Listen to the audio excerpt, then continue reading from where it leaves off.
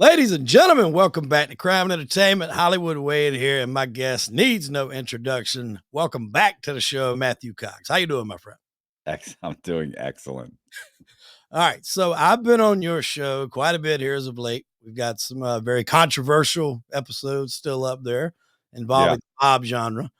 Not too much on the mob today. We're going to be talking about prison, although a lot of those guys have done a lot of prison time. We covered your story, most of it. I'd say maybe about a year ago or, 9 months ago. Okay. Um, and, we covered your fraud. We covered you going to jail and then you shaving off some time, but we didn't really have a time to get into actually your prison sentence. Now, you got sentenced to federal prison, Yeah. and originally your sentence was how long? 26 years and 4 months, 316 months. So how do you mentally get ready for that amount of time? That's a lot of how old were you? I was 30 I was 37 when I got arrested, Right. but I was 38 when I realized how bad it was. Okay. So, I mean, like, did it hit you before you actually got there? Was the pressure weighing on you? Because you had never been locked up before this, right? No. Yeah. And you spent a good deal of time on the run, so I know you had pressure on you from, like, trying to run from the law. But when Yeah. you got that number thrown at you, what was the mindset? Um, it was it was, yeah, it was bad. It was a bad day. I mean, when they gave me that when I got that sentence, like, it was just like I just it was unfathomable, right? Like, I couldn't grasp. It was like, how could I have done anything to get 26 years? Like, Yeah. that's like, like, it's like if you had told me, "Oh, they'll give, you committed fraud, you're gonna end up with 25 years," I'd be like, "Nobody's getting 25 years for fraud. Yeah. That's ridiculous. What are you talking about? You might get a few years, like, that's it." Because 'Cause you're seeing, you see these guys, $30 million, 4 years, $70 million, 9 years, 8 years, and it's like, I've got them down to where basically it's a loss. It was a loss of we argued about they want my PSI actually says 5 point no, no, 9.5 million, and I argued it down to like 6 million. So, it's like $6 million in loss. You can't give me that kind of time. But yeah, but yeah, it was 26 years and I just couldn't believe it. I kept telling myself, okay, well, I'm going to get it reduced. I'll get it reduced. I'll get it reduced. But after a few years, when I realized that they weren't going to reduce my sentence, they weren't voluntarily going to come and take any time off. And keep in mind too, I was still telling myself like, oh, they'll take off half. They'll Yeah. take off. And of course, I'm hearing different stories from people, and they don't take off half. Mhm. And not in the Southern District. They don't. They're taking off a third. They're taking Yeah. off 25%. I'm like, "Oh my god, then I'm down to what, 18 years? Like, that's insane." Yeah, because you gotta do what is it, 75% of the time? Is that the 65. I rules? mean, I'm sorry, you do you 85% of your federal time. Okay, 85% of the federal time. Now, luckily, now they've passed a law where you can actually get more time off. Still, Okay. like, you can program and get days off. Now they're taking off. You can do basically, you can get 20 years and do 12, Right. now. See, But I was not there at that during that time. I remember hearing, like, not on yours, but, like, just in general where they'll say, like you said, somebody, swindled $8 million, $9 million, and they got 2 or 3 years, and I'm thinking to myself, like, "I don't wanna go to prison, but I could probably do 2 or 3 years if I had a 3 or $9 million stashed away." Hell Like, I can do yeah, if that. I could keep that money, if I I'll do for $1,000,000, I'll do a year right now. I would do right now. I'd Solid. come out, I'd write a bunch of Release. books. So Yeah, going in there, like, obviously, and I don't know, I've never been to prison. I was facing it, but never had to go, thank goodness. So state prison is a whole lot worse, right? yeah. State prison is not designed for guys like me. Is state prison really for, like, your violent criminals, like Yeah, murderers, rapists, stuff like that? absolutely. I mean, it's rough. I mean, even, it's a much tougher group of people. Right. where even though in the pins, in the mediums and pins, you've got extremely violent guys, right? Mhm. But even still, even as violent and horrible as those guys might be, they're still usually smart enough to have run some kind of an organization. Mhm. Like, not that you don't periodically get some crackhead that's wrapped up in a conspiracy. For the most part, these are guys that had money, Mhm. you know, they have some brains. And so, there it you well, not that there's not kidnappers and stuff like that, but you don't get like horrible crime, like, home invasion, rape, Mhm. super violent guys like that. Very seldomly, and not at that level. Well, so, like, when some of the mobsters just went away, like John Gotti went to, I think, Marion, Illinois. Was that a Right. federal prison? Was he in yeah, he was in federal. That was federal. Most mobsters, I'm assuming, are in federal prison if Yeah, they. they sometimes get charged in, like, the state. I think Gotti might have had a state charge or something that got dropped or something, but I think it was the feds that ended up getting him. Okay. So there are still rough federal prisons that you Yeah, can go. well, he also got, like, a ton of time, so, he ended up going, and he had some prior, so I he think Marion was what they said was considered the supermax before the supermax was built. That's what I've read. okay. Like, it was a Um, serious place. yeah, and Gotti got into there were fights. I heard that Gotti got into, he got into fights there, and Yeah, there were he did. issues, Yeah, but there. I didn't, I went to a medium, so I went to the Federal Correctional Complex, Coleman Federal Correctional Complex in Coleman, Florida, which is about an hour north of Tampa. Okay. And it's got 2 penitentiaries, right? Now they say one is like a regular pen, right? It's almost like a state pen. Right. It's got violent guys. You get these guys, they all got life sentences. They're in gangs. It's horrid. And then you got, I think it's either pin 1 or pin 2. The second pin is, they call it the dropout pin, which Right. everybody's like, it's really not a dropout pin. They're like, it's almost as bad.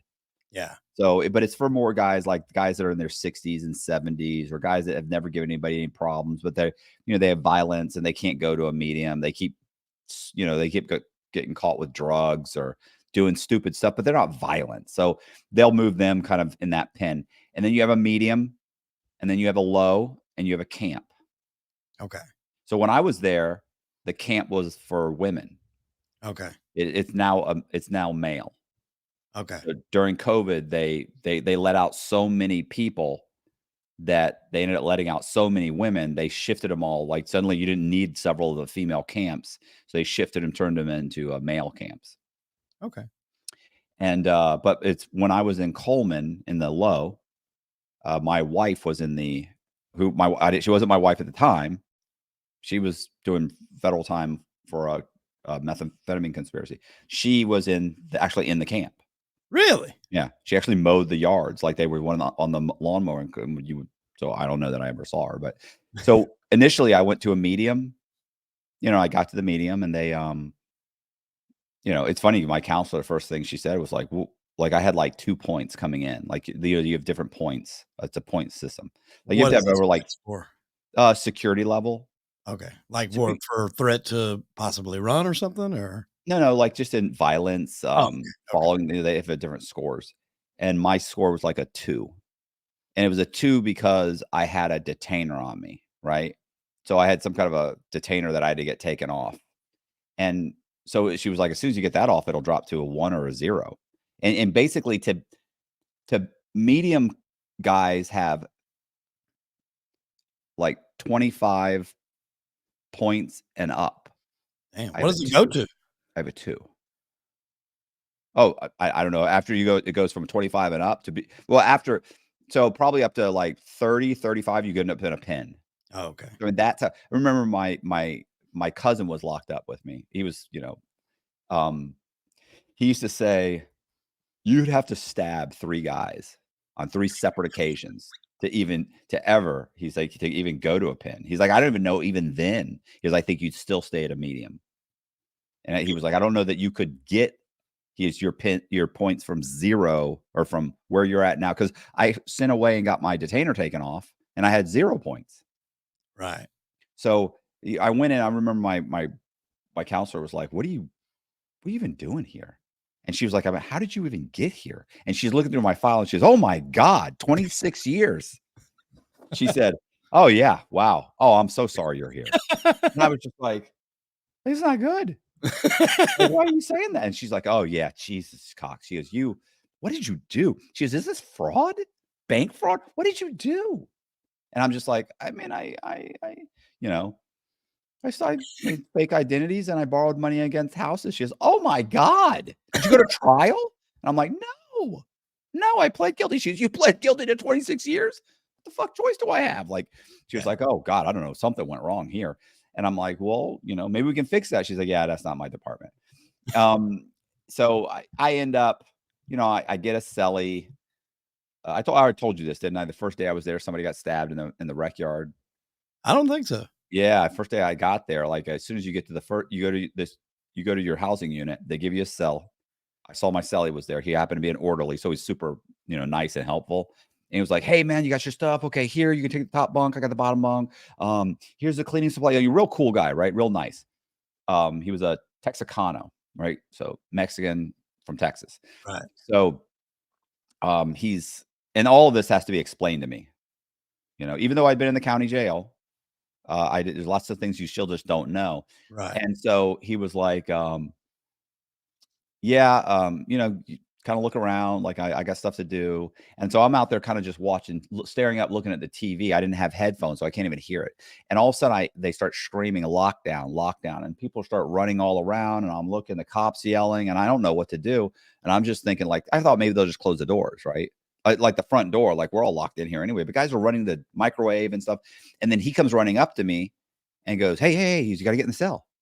I was like, what? I said, oh, what happened? And he goes, oh, he said, somebody got stabbed in the yard.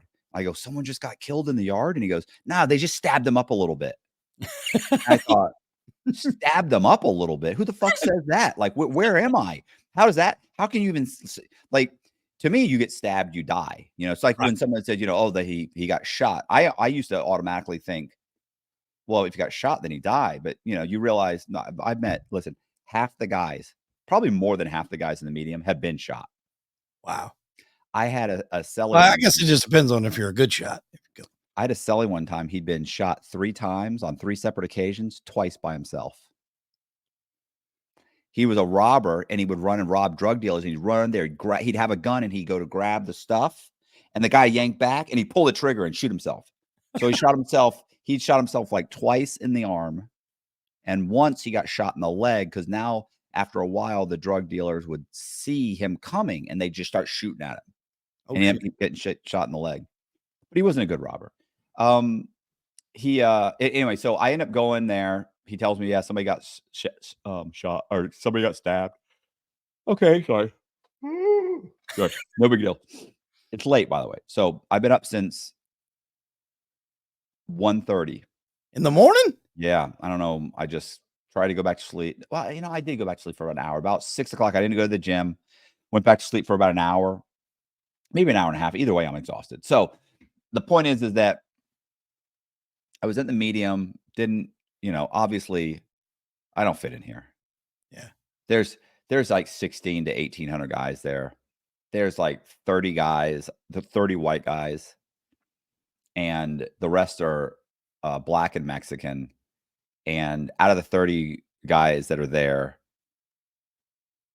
everybody, almost all of them were there for meth. Yeah. And so there's like 2 or 3 guys that are there for fraud. And so I had been there a couple of weeks, and I found my way into the, I'm going to the library and kind of just hanging out in the library, reading in my cell. I'm not leaving the cell a lot. And so, it's funny because people always talk about like, rapes and stuff, right? So, by the time I got there, I'd been in the county jail, or, the U.S. Marshals holdover, but it's really just a county jail with just all federal. And, there are guys that are there who are coming back on violation. So they're giving me advice, and they're like, listen, bro, I'm sure you can handle yourself. I go like, well, you're wrong. You're wrong about that. And they're like, yeah, okay, that's what I thought. Listen, they're like, look, Cox, you may have some problem. Like, he's like, and they started telling me like, look, don't don't take anything from anybody. Right. Don't, you know what I'm saying? Don't take anything. Don't run up a debt. Don't gamble. Don't talk about people. Don't like they had all these rules, like don't do this, like, and they told me all these different things to look out for. And of course, I'm there. Listen, I'm there, and I'm just walking around, just being me, right? Because let's face it, out here in the real world, on the masculinity scale, from 1 to 10, I'm maybe a 5, maybe a 6. I don't play sports. I don't walk around. I don't do the, what's up, bro? What's up? I don't talk. I don't throw a lot of bass in my voice. I'm not a big guy. You know, I'm as soft as cotton. Look at me. So, but in there, on my masculinity level is probably a 1. Yeah. Yeah. You know, if that, I'm going to give myself a 1 because I throw some bass, a little bass in my voice. So, but still, I'm 5 foot. You know, I'm 5'6". I mean, I'm not a, you know, I am 5'6", blonde hair or blondish brown, whatever, brown hair, blue eyes, fair skin. It's not good, bro. Yeah. It's not good. You got a target on you, I think. Yeah, I got, and I hate to say this, I'm not nothing against black guys. I'm sure they're wonderful people, but multiple times, big black guys walk up to me and go, "You need anything?" And I'm like, I want to say I've heard about this. I'm like, no, I'm good. I'm just saying, you need anything, let me know. And I'm like, I don't need anything. I'm just saying, if you do, okay, I won't. But Ever. yeah, ever. I got whatever you need. You know what I'm saying? I don't need anything, but thank you. And then another guy comes up next day, "Hey man, what's up?" And I'm like, "What's up? Can I talk to you over here?" "Nah, I'm good." And then, let me talk to you over here." I said, "I'm all right." Like I'm standing in the middle of because that was one of the things I was told. Do not put yourself in a situation where you can't be seen by the cameras, by the Yeah. guards, by the, because what'll happen is, you'll think you're talking to some guy in the corner about something like, "Yeah, what's up?" And I have nothing to talk to you about. First of all, there's no see. I'm not here. I haven't made any friends. We're not talking about gambling tickets or getting cigarettes or drug. We're not talking about anything. There's nothing. So you can talk to me, and there's nobody around. But what happens? They'll get you around to in an area where you're kind of hidden from Yeah. sight, and then 4 other guys will walk in. Will Yeah. walk over. Now you got 5 guys standing around you with knives. Got a Yeah. problem. So I'm like, no, I'm all right. And the guy goes like, man, he looks around. He goes, I'm looking for me a friend. And I went, it seems like a friendly place. You'll find someone. And, and these guys aren't sharp enough to even know because I don't smile. I'm like, I go, you'll meet some friends. It seems like a friendly place. And and then they're like, you can see the look on their face, like he's not understanding. No, I am. Yeah. All too well. And then it's like, you need anything? No. I'm gonna get you some shoes. No, you're not. I said, I'm not wearing any shoes. I said, they're not staying in my cell. And if they are, I said, they're going straight in the fucking garbage. I said, don't buy me nothing. I'm good, bro. Thank you. Good luck with your friendship thing. And I walk off. This, my buddy Zach. Yeah. Yeah. So this happens over the course of the first week. Like 3 guys come up to me, maybe 4. Like guys are literally, hey, can I talk to you? Nah, I'm good. And I'm just walking away at that point. So then I'm out in the rec yard and I have a guy come up to me and goes, a white guy goes, hey man, you're Cox. Hey, Cox, right? And I was like, yeah. He's like, yeah, man, because I met the guy earlier. I'm like, what's up? And he says, I got somebody who wants to meet you. I go, what the fuck, man? What are you doing? And I just walk off. So then I'm 2 days later, I'm sitting against waiting for them to make the move, right? You have 10-minute moves where they open the gates and you can walk to your housing unit or you can walk across the compound to wherever you're going, medical, the chow hall, whatever, commissary. So I'm waiting for them to call. And Zach comes walking over, leans up against the gate as I'm like leaning against the gate, look like I'm always on guard. Oh yeah. So I'm looking around. He walks up, leans up so now we're both leaning against the gate like this. And he leans right next to me. Like it's almost like a Hallmark commercial. He leans up, leans back, and he looks over at me and he goes, I hear we got a lot in common. I go, what the fuck? And I just walk off. He goes to the other guy. The guy's name was, I think his name was Sheldon. He goes up to him and he says, man, I think your guy, I think he's prejudiced, bro. Because I think he's prejudiced. Like I just tried to say hi to him. He walked away. Like, and Sheldon goes, no, I don't think that at all. I don't get that. Never heard him say anything fucked up, like, anything like that. And so Sheldon comes over and he goes, hey man, what's up? My buddy tried to talk to you. And I said, what are you doing, bro? And he goes, my buddy is here for fraud. And he says he read an article about, like, he's heard about you. He just wants to meet you. I go, oh, he's here for fraud? Where is he? Buddy, ran up. I was like, hey man, what's going on? And he was like, hey, I tried to talk to you. I was like, no, I didn't know, bro. I've had some issues. Right. I think you're gonna try and buy me some tennis shoes or something. And he said, Zach just immediately knows what's going on. He starts laughing. He goes, damn, bro, it's like that. I said, fuck yeah. So look at me. Closest thing to a woman on this fucking compound, except for when they actually had these fucking chicks with dicks come and, they're walking around with fucking fake tits. Let me tell you, they'll kill each other. These guys are killing each other. So anyway, yeah. So I start talking to Zach. We hang out, and probably I wasn't there 2 or 3 weeks before the guy that taught the real estate class came up to me and said, hey, you're here for fraud, right? And I go, yeah. He said, look, I teach the residential real estate class here. It's twice a week. He said, I don't want to do it anymore, bro. He said, I'm doing legal work. I get to charge for legal work. I don't want to do it anymore. He said, you want to take it over? And I said, yeah. Yeah, of course. So I start taking that class. I mean, I'm sorry. I start teaching that class. And then Zach gets me a job as a tutor for a GED.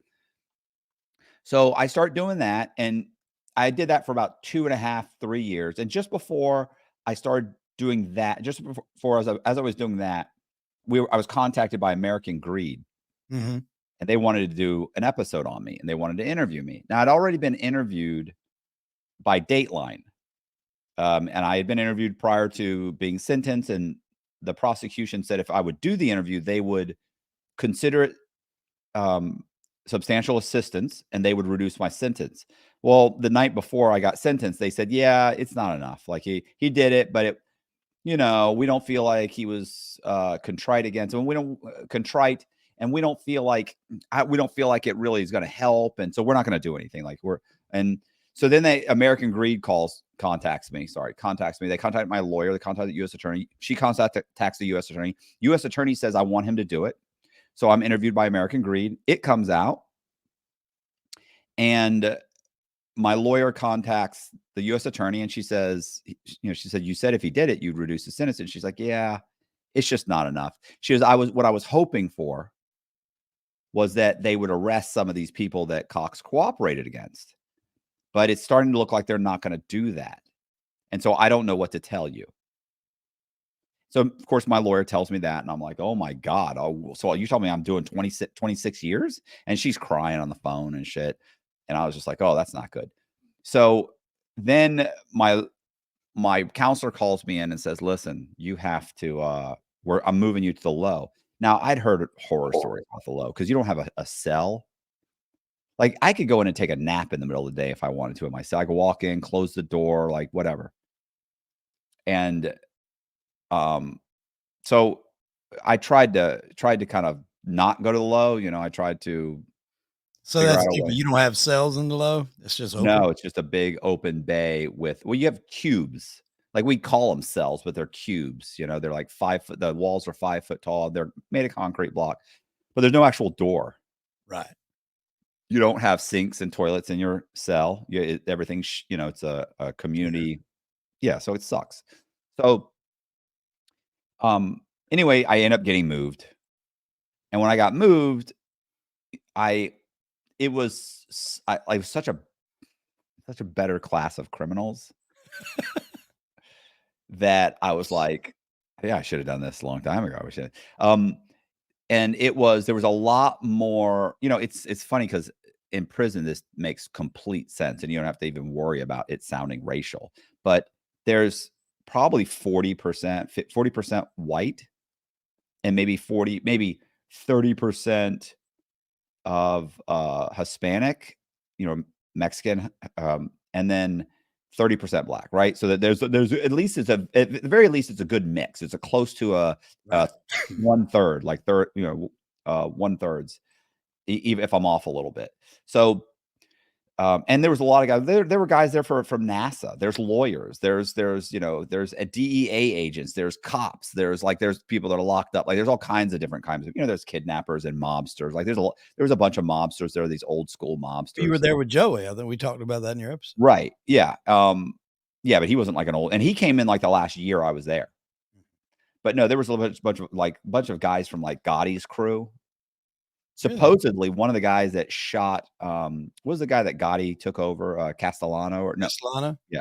One of the guys that supposedly was the group of 3 or 4 guys that shot him. They were all wearing the Russian things. Yeah, the Russian hats and the trench coats and stuff. Yeah, supposedly, like I saw him all the time. Like he's never been found guilty but everybody kind of was like, yeah, he's one of the guys that supposedly did it. You remember any other names? Like not his name specifically, but any other mobsters that supposedly? I'm sure that Pete, my buddy Pete, knows their names. Okay. So I don't. I was about to say Pete Gotti. No. But yeah, so, and I had told you this, like one of the Chin. Vincent the Chin Gigante. Yeah. One of his like under bosses or something, one of his lieutenants was locked up with me. Okay. Nice guy. I never owed him money, so how's that we say like these guys are like nice guys that you start reading everything that they did. Yeah, but like like I said, I could, I don't, I mean, I just judge people on their face. Like I don't, we're all in here. Like I could give a shit, bro. I don't have time to walk around just hating on people and right. Or judging them. Like I don't want anybody judging me. So anyway, I got there and I started writing my my memoir. So I start writing my memoir, and then when I'm there, what happens? So I get there, I start writing my memoir, and it's just a bunch of so because there was so much more help, right? Like I have dyslexia. It's hard for me to write. I mean, I have to write everything out I had to write it out on a legal pads. Then I had to, and then this was a cool thing at the low too. They didn't have this at the medium. Was at the low they had Core Links, which is a computer system that allows you to kind of like email people on a real, very rudimentary email system. But what it allowed you to also do was write emails and hold them as a draft.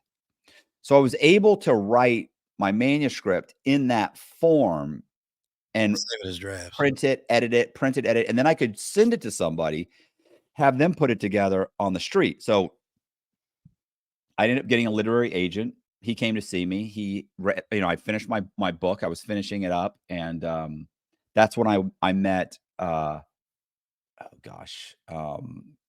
Deveroli, the guy from War Dogs. Okay. Which is he's played by Jonah Hill in the movie War Dogs. Yeah. I wrote his memoir. It's called Once a Gun Runner. And so I wrote his memoir, hooked him up with my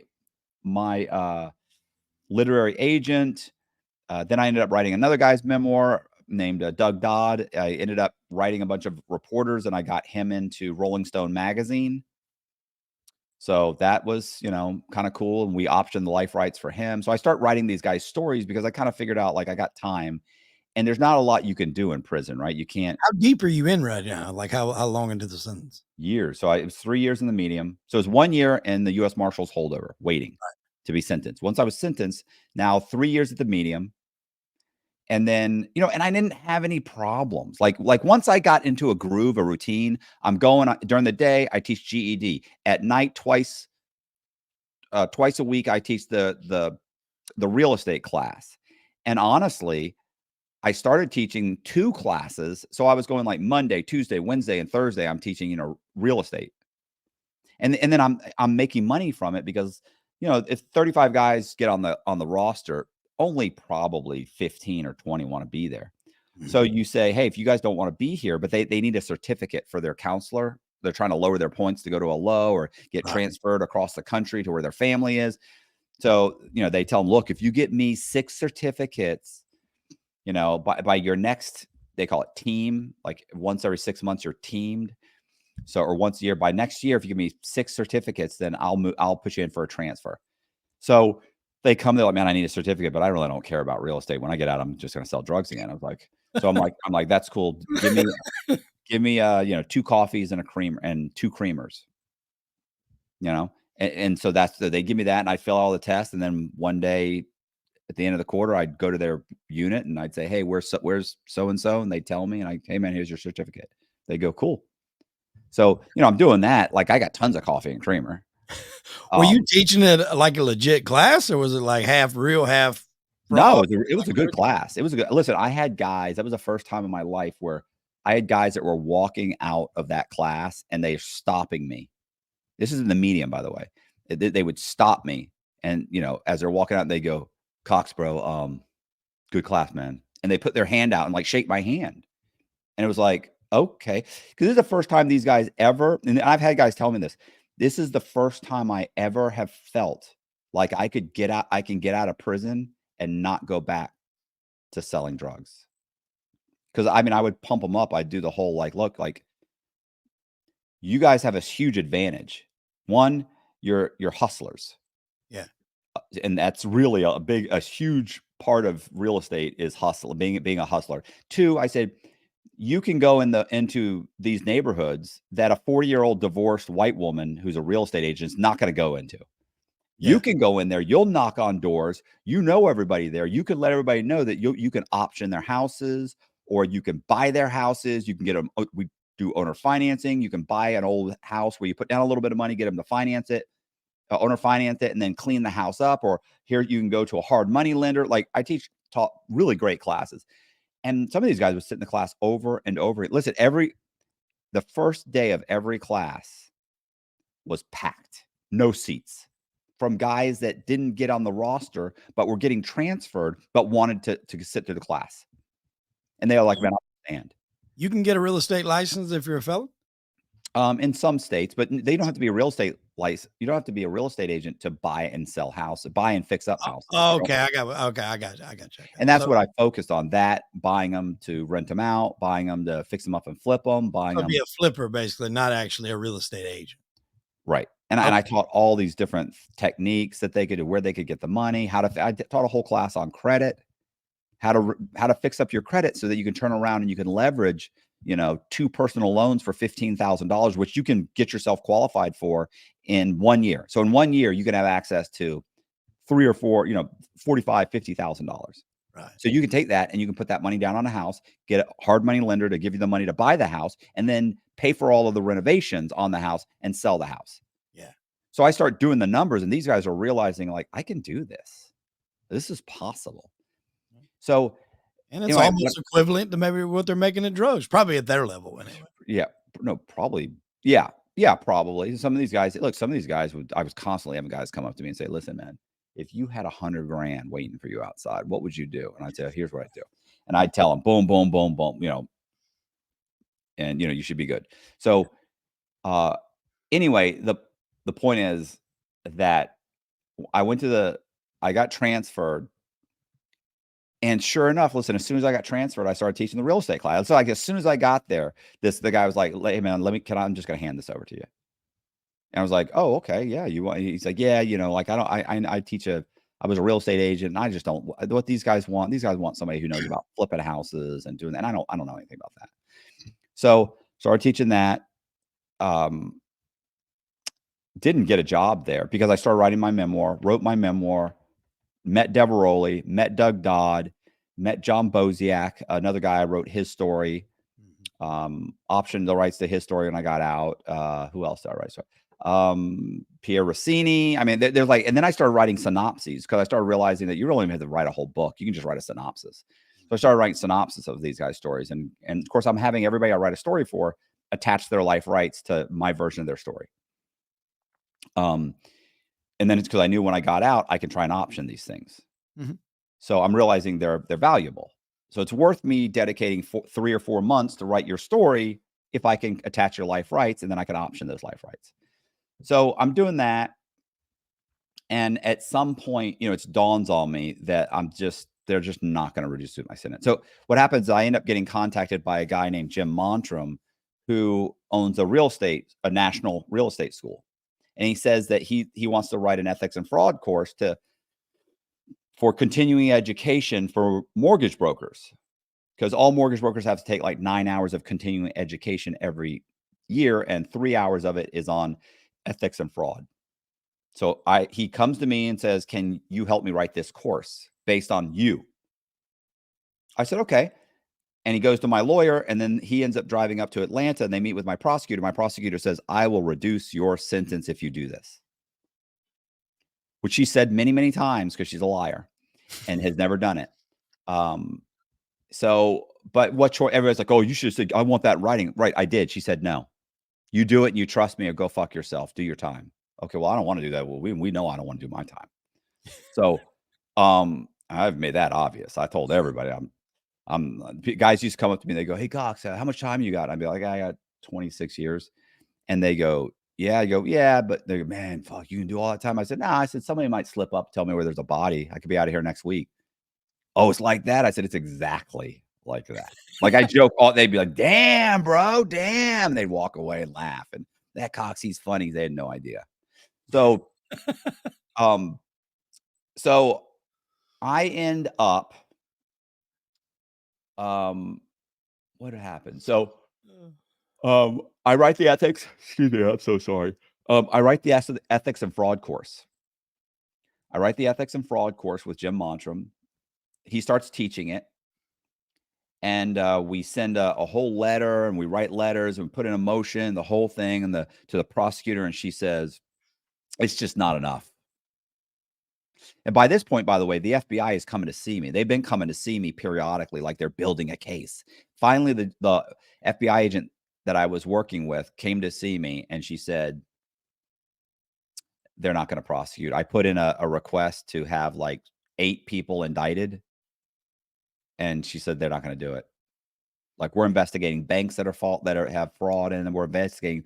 This is in the middle of the financial crisis. She's like, we've got these massive things that are happening, and this case is 5 years old, and we're just not 5, 6 years old. It's like, it was like, oh my God. And by the wayside. yeah, so I was like, okay, well, what I'm supposed to do? I'm just going to do my time. She's like, "Man, I'm so sorry." So I know that I'm in a bad spot. So I end up going to Frank Amadeo, and I tell Frank, well, first I call lawyers on the street, right? Like I actually called the IT's lawyer, or TI's lawyer. Yeah, the rapper. Call his lawyer. He says, "You're done." He's in Atlanta. He tells me, "You're done." So I talked to another guy, same thing, said, yeah, in the 11th Circuit, they're not, you can't force them to reduce your sentence. I'm like, okay. So I go to this guy, Frank Amadeo. Frank Amadeo was there. He's a disbarred lawyer that had embezzled like $180 million from the federal government. He's a rapid cycling bipolar with features of schizophrenia. He hears voices. He thinks that God has, he thinks that he is, this is the way he said it, that he is preordained to be emperor of the world, and that someday he will rule the entire world. Yeah, he's crazy. But ambitious. Yeah. You got to have a plan, right? You got to have a goal. So, but he ended up in federal prison. He got 22 years for stealing, like for embezzling, essentially Still 180. less than you, and $100 and some million. Actually, it ended up being 200 million. By the time they were done, it was 200, but he got stuck with 180. Oof. So it was really 200, because that's what I would say 180, because that's what it says on his indictment. But technically, after they sold all the companies, everything, they realized it was 200,000. But what does it matter? But still less than you. Less time. And he'd been to federal prison before too, by the way, because he already had a fraud charge prior to that. Oh, wow. So he's a second striker. Right. I'd never been to federal prison. So, yeah. So what happens with him is I go to him and I tell him my story. Here's what's happening. And I remember he got real. He was like, "I can't, this is so unfair. This is so unfair." And he goes, he goes, it boils my blood. He said, "This is why," he goes, "when my troops march on Washington, we will burn the Constitution." He said, "and the president will nail at my feet." He sat there, and I'm like, "The fuck is going on?" He's just like, and because a buddy of mine brought me with him, was working with him. And my buddy was kind of tapped me and was just like, "Don't say anything." And then Frank went, I'm going to need your indictment. I'm going to need your pre-sentence report, and I'm going to need a copy of your transcripts from your sentencing. I'm going to need a 2255 form. And guys are sitting with him that kind of like work with him. They kind of work with him, and they're sitting there taking down notes. Yes, Frank. Yes, Frank. Yes, Frank. Like he's running a law firm from inside a prison. It's insane. So I walk away thinking I'm doing all my time. This guy's nuts. The only reason I went to him is because every once in a while, guys are coming up to me going, "Hey, did you hear about Jimmy? Jimmy? No, who? The guy with the long hair, the biker? Yeah. What about him? Frank got 15 years knocked off his sentence. Hey, did you hear about Paul? No. Why? What? Bro, he's leaving tomorrow. Immediate release. Yeah, Frank got him immediate release. You're like, the fuck? So finally, I had no choice but to go to him. So I go to him, and he's going to work on my case, and he starts working on it. And he ends up filing several motions with the court.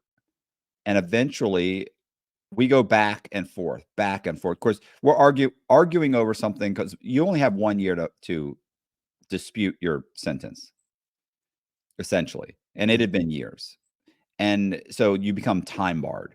So they're arguing the time bar, even if what Mr. Cox is saying, he's time barred, like, ha, ha, ha, ha, ha, like fucking pricks. So they're like, he's time barred. And we're of course saying, like, look, we did this for the government. They said this. I mean, I've got it in writing where they're saying we'll consider it substantial assistance. And their argument is we did consider it, and it's not enough. We considered it, and it just doesn't reach we don't know. I mean, it's not enough. But so eventually Frank ends up getting the government to agree to reduce my sentence by 1 level. 1 level is essentially, at that point, I think it was 40 months. I think that 1 level was 40 months because the levels, as you go down, the levels shrink. Like the first level is like 2 months. The second is maybe 3, and then it's kind of starts going up. So 40 months, it was like 40 months. Are you out of your mind? Like, nothing, bro. What are you talking about? Like, it's horrible. So I don't even think it was 40. I think it was like 30. So they end up sending a lawyer down. The judge appoints a lawyer. Lawyer flies down. Lawyer comes to see me. Her name was Esther Panich. She was nice.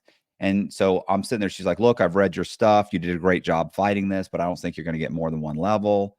And I was like, I think I said, "Well, Frank said said to ask for 4," and she's like, "That's not going to happen." And then I said Frank again, and Frank said this. She's, "Who's Frank?" I go, "Frank's the guy who's doing my legal work. I didn't write any of this." She's like, "Okay, well, is Frank a lawyer?" And I go, "No, Frank's disbarred lawyer." She's like, "And he's in here?" And she's like, "For what?" And I go, "He stole $180 million and tried to use it to buy a bunch of jets and tried to take over the Congo." And I said, "There's like a documentary." I said, and she's like, "What?" I go, "Yeah, he's like a schizophrenic," but she said, "He's doing law work." I said, "Yeah, well, he got me here." And she's like, "We don't have a chance." And I said, "Really?" I said, "If I don't have a chance, then why are you here?" I said, why did they appoint you and have you come down here and try and get me to take 1 level? If they could so easily crush me and I don't have a chance, why are you here? I said, "Frank says that Frank told me to tell you 4 levels." And she went, "Okay, well, I'll see what I can do." So we go back and forth. And finally what happens is they say, "Look, we'll bring you back to court and let you argue in front of the judge." And I was like, "Okay, I'll take it." So I go back. They take me back to Atlanta. I go back in front of the judge. We argue what that I deserve more than this. I did Dateline, American Greed. I wrote an ethics and fraud course. I wrote a red flags course. I did everything. It's not my fault that the government failed to indict these people. I did everything I could do. The FBI agent I worked with flew in and testified. My first lawyer that I was filing the motion against, basically saying she was ineffective, she got on the stand and testified for me. Jim Montram came and testified for me. So the judge is like, "Listen, 1 level isn't nearly enough." And he said, and we were asking for like 9 levels or something like that. And he looked at me. I remember he looked at me. He said, 9 levels. He goes, "Mr. Cox, that was never going to happen." I was like, it was all like immediate release or something. By this point, I've been locked up like 7 years. Right. And so he said, "I'm going to give you 3 levels off." And that ended up being 7 years off my sentence.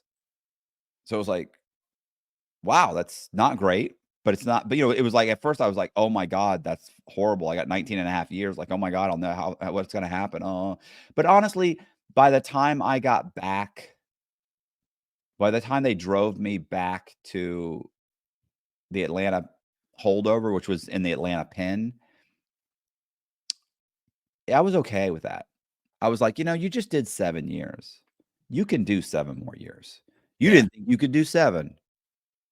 So you can do this. And you got a little hustle going, you're writing these books and you like it. It's like the first time in my life I really felt like I had a purpose and I was really good at something and really enjoyed it. It was creative. And honestly, in the yard, on the compound, like I was known. Everybody knew who I was. And guys are like, Cox, can I tell you my story? They're lining up to tell me their stories. Guys are passing around my stories. Like, hey, I heard you wrote so-and-so story. I'm like, Carrie's story. I'm like, yeah. He's like, bro, can I get a copy? I want to read it. My cellie had one, but he wouldn't give it to me. He gave it to so-and-so. And that guy's, and I'm like, oh yeah, I'll give it to you. So I'm there reading because they're reading stories about guys that they were locked up with. Yeah.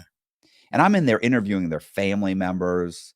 I'm interviewing their co-defendants. I'm pulling their files. I've got a thick file on these guys. Like I'm really doing research, dates, names, everything. So these guys are like, this is amazing. So this guy can tell my story in a way I could never do it. So you're essentially somewhat in a little different capacity. You're doing like podcast work in a way.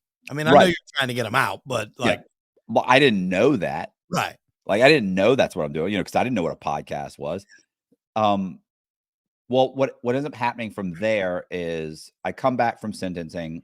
I'm walking around the compound with this guy. Guy's name is Ron Wilson. He was a con man, probably early 61, 62. He had gotten 19 and a half years for stealing. In his case, they say it's $100 million Ponzi scheme, but really it was $57 million in loss. He got 19 years. He got 19 and a half. Yeah. Again, still less than you. Yes, of Way course. more money. But he was a city councilman.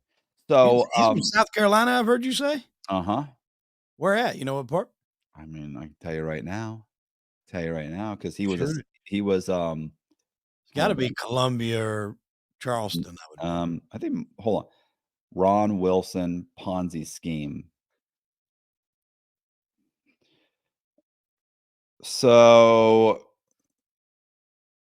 see, it says like 90 million. That's not true. Wilson was sentenced to almost 20 years. Hold on, Ron Wilson. Here it is. Let's do Ponzi scheme Ron Wilson. Greensville? Greenville? Sorry, Greenville News. Yeah. Okay. Yeah, that's okay. That was gonna be the other place I would suggest would probably be Greenville. Yeah, it's a little upstate. See, here it says 57 million. The other one said 90. Basically, it was 100 million, a little over 100 million. It was like 102 million or something. But it was only 57 million in loss only. So, yeah, keep in mind my only was 6. It was probably 9.5, but whatever, 6. So, Wilson liked me. I liked Wilson. He was a gruff old guy. A lot of people didn't like him because he was cooperating against some of his co-defendants. So he felt like, well, he didn't feel this way, but he was probably going to get some time knocked off. But as we would walk around, he would say stuff to me like, "They're never going to reduce my sentence." I'd say, "Why not?" And he'd say, "Well, they think I've hidden Ponzi scheme money." I said, "Well, I thought you gave him a bunch of money. He gave him like $6 million or something." I actually dug it up. He actually had it in like aluminum cans, these big, what do you call it, for ammunition cans, these big Oh, yeah, vacuum. like the ammo boxes? Oh, okay. Had them in those, like sealed up. And so he actually went and dug them up and brought in like gold and silver and cash. And so $6 million worth. Well, so he said, yeah, they think I've hidden Ponzi scheme money. And I was like, well, I mean, you didn't, so don't worry about it. He was like, "No, you don't understand." And I was like, "Well, what?" He's like, never mind. I was like, all right. So I'm walking around and he says, this happens over the course of months, a month or two. And then one day He says it again. They're never going to give me anything. Because they do. They actually grab these guys. Like the guys he's working, they indict him, everything. I'm like, oh, they're going to bring you back to testify. Like, it's going to work out. He's like, no, they're going to screw me. I promise. They really think I've hidden. I go, yeah, but you haven't. So they'd have to find the money. They'd have to prove that. Just because somebody makes an allegation doesn't mean shit. You can, I said, we'll have Frank file a 2255 for you. We'll get the time knocked off. Like, and he goes, can I trust you? And I go, probably not. And he goes, he goes, I did put away some money. And I was like, really? And he's like, yeah, I gave my wife, it was about 150,000. And my brother's holding like 20 or 30,000 for me. Like, it's nothing. I was like, okay. He said, but that's like if I got my sentence reduced. The problem is my wife, since all this went down, his wife found out he was having an affair. And she's furious, and we're getting a divorce, and she's probably going to go in and tell them that I left her this money. And then they're just to make sure I don't get any time off. I would maybe think about keeping the money. That's what I thought. I said, I think she'll keep it. I said, she's already told them once when they asked if she had any money, she said no. So now she'll be charged if she says it. Basically, that affair cost you 150 grand. Right. So I go back to my unit and I think, to be honest, I thought this right away is that enough to get my sentence reduced? Like him telling me this, if I said something, and I was like, it's not. They didn't want to give me anything when I genuinely deserved it. If I get them back $180,000, they're not going to give me shit. And on top of that, if I say something, I might get moved. Because now they'll be like that, they're going to confront him. They're going to very quickly. This is the only person I told. Yeah. This whole thing's going to unravel. It's not worth it.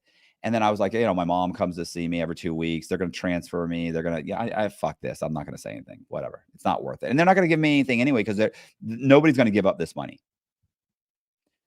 So I go back to my cell. Well, probably a month later, remember I had gone to get resentenced. It had been like 6 months or something.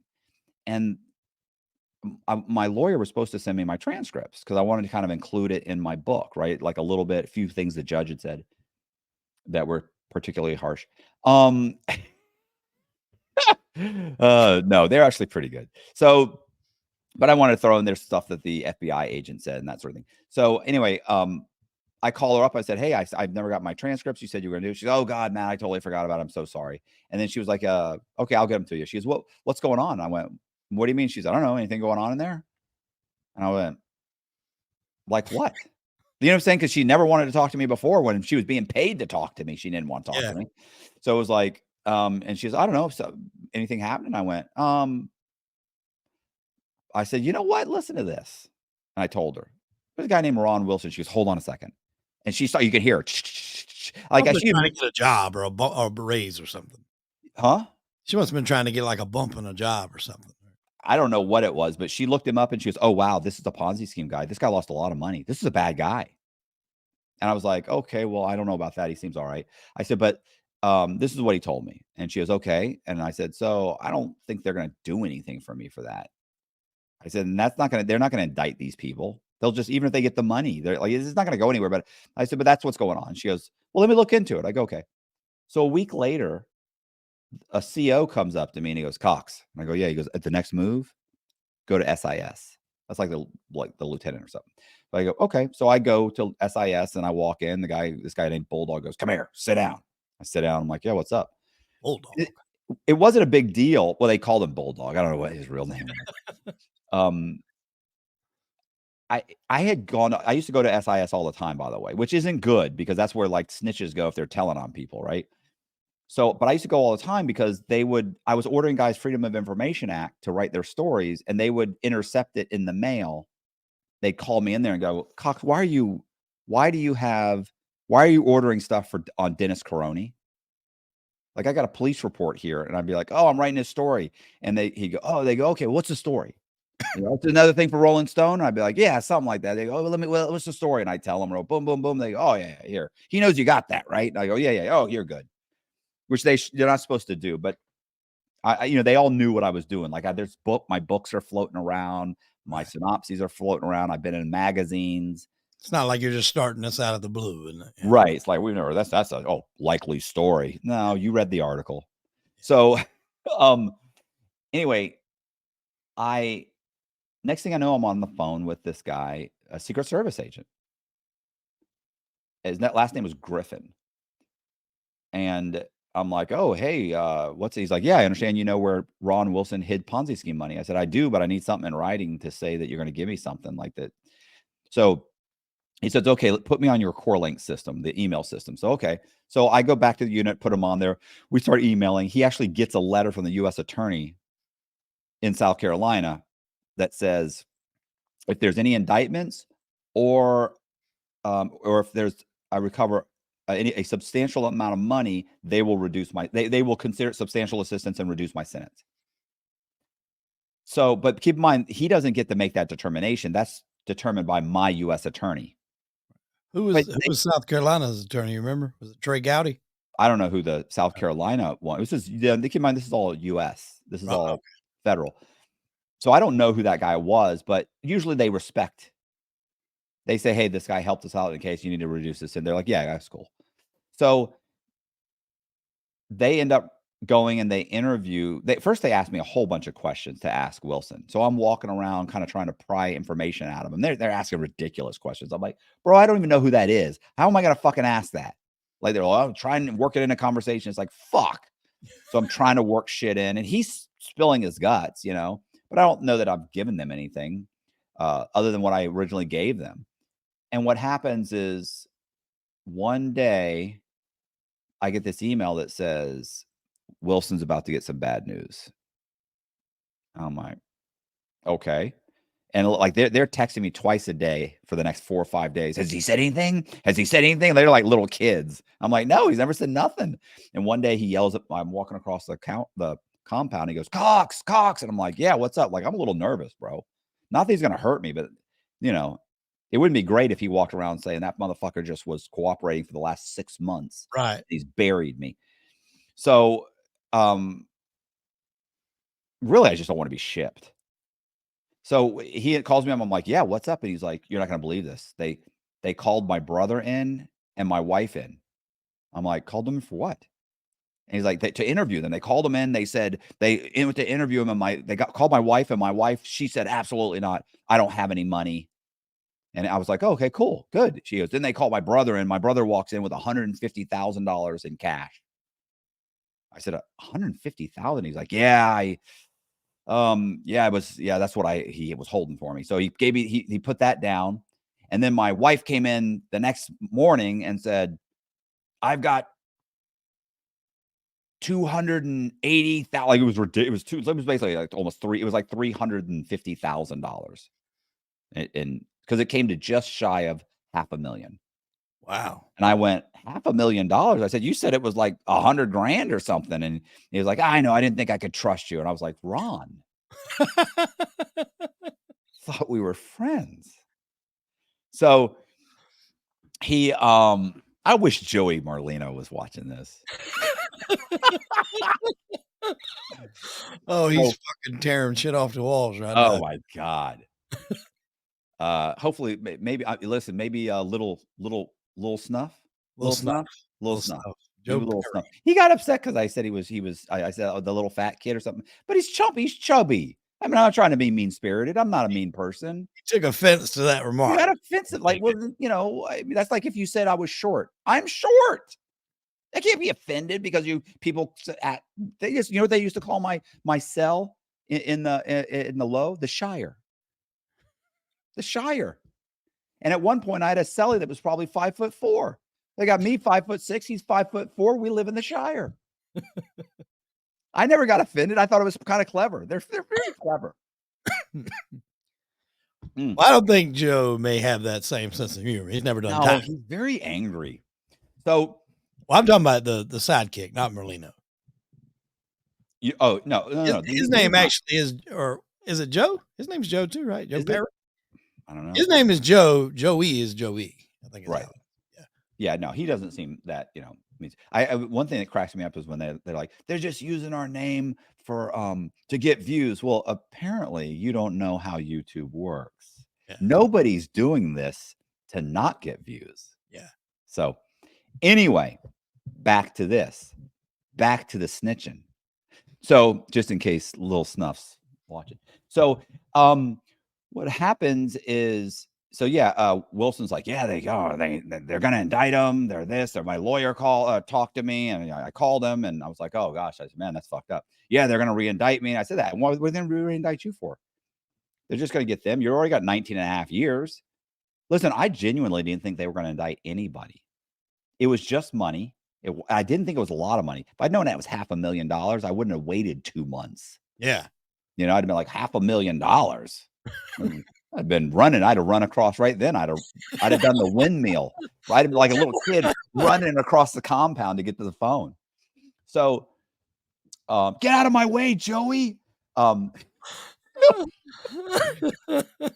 So anyway, yeah, so what happens is, he's like, yeah, I can't believe this. Like, I'm just fucked up. I'm like, yeah. And so I said, I remember he said, what, so we talked about this for the next week, because they took about a week later, they put him on the pack out, right? He had no idea that he didn't know how they come upon asking them this. He didn't even suspect in the least that you might have dimed him out. No, because they were already looking, like supposedly they were already questioning people, but it had been like a year. And so he was still like, no, they're still looking. I'm like, oh, calm down. Like, bro, it's closed. That investigation's closed. Like, that's what, in my opinion, but he was so adamant. That's South Carolina police work for you. Yeah. Diligent. So what happens is, I remember at one point he came to me. Now, for those of your fans who, are hardcore mob guys and consider them stand-up guys, they don't know anything about this. Let me explain how cooperation works. So you have like 3 forms of cooperation. You have cooperation where you basically tell the FBI, like, listen, this is where we're getting our drugs from, and there's like a meth lab in this house. And that's it. They go, they check the phone bill or the electric, they do a test, and they go, boom, got a warrant, kick in the door, we're done. Now, you gave them a name, that's it. Now, maybe if it's a big case, you might get something, but typically you're going to get maybe 25, 30% because you gave them a name of whatever they take from the place. Right? Well, no, I'm saying you might get 25% off your sentence. Oh, okay. You're talking about people that's locked. I thought you were meaning like CIs. I got you. I'm saying there's different levels of cooperation. So you didn't do much other than saying, listen, Billy and Jim, I know Billy and Jimmy robbed that bank on 56th Street last month. And then they go and they figure it all out and they put it together and they go, wow, we got them. We didn't know who it was, but once we knew who it was, we were able to put it together. Okay, great. But that's minor. That's not an extremely invasive cooperation on your part. You gave them a couple names. Now, the second side would be, the second level would be if you wore a wire. So you wear a wire and you go in and you talk to Jimmy and Bobby or whatever, and you say, "Hey, bro, man, you guys think about doing another bank?" And they go, "Man, yeah, because that money we got out of the one on 56, that money's it's running out. We got to do another bank." Yeah, bro, I can't believe you guys got away with that shit. Like, did the cops even come close to you? Nah, bro, we went straight out. Like, they just kill, they bury themselves. The cops go, they arrest them, they get co-op, whatever. These guys plead guilty. They go to, they plead guilty. They end up going to prison. That's it. That's you put yourself in jeopardy. What if they found that wire? What if somebody finds out that you had cooperated against them? What if you end up in the same prison? What if they have friends in your prison? You could get into a lot. You could get yourself fucked up.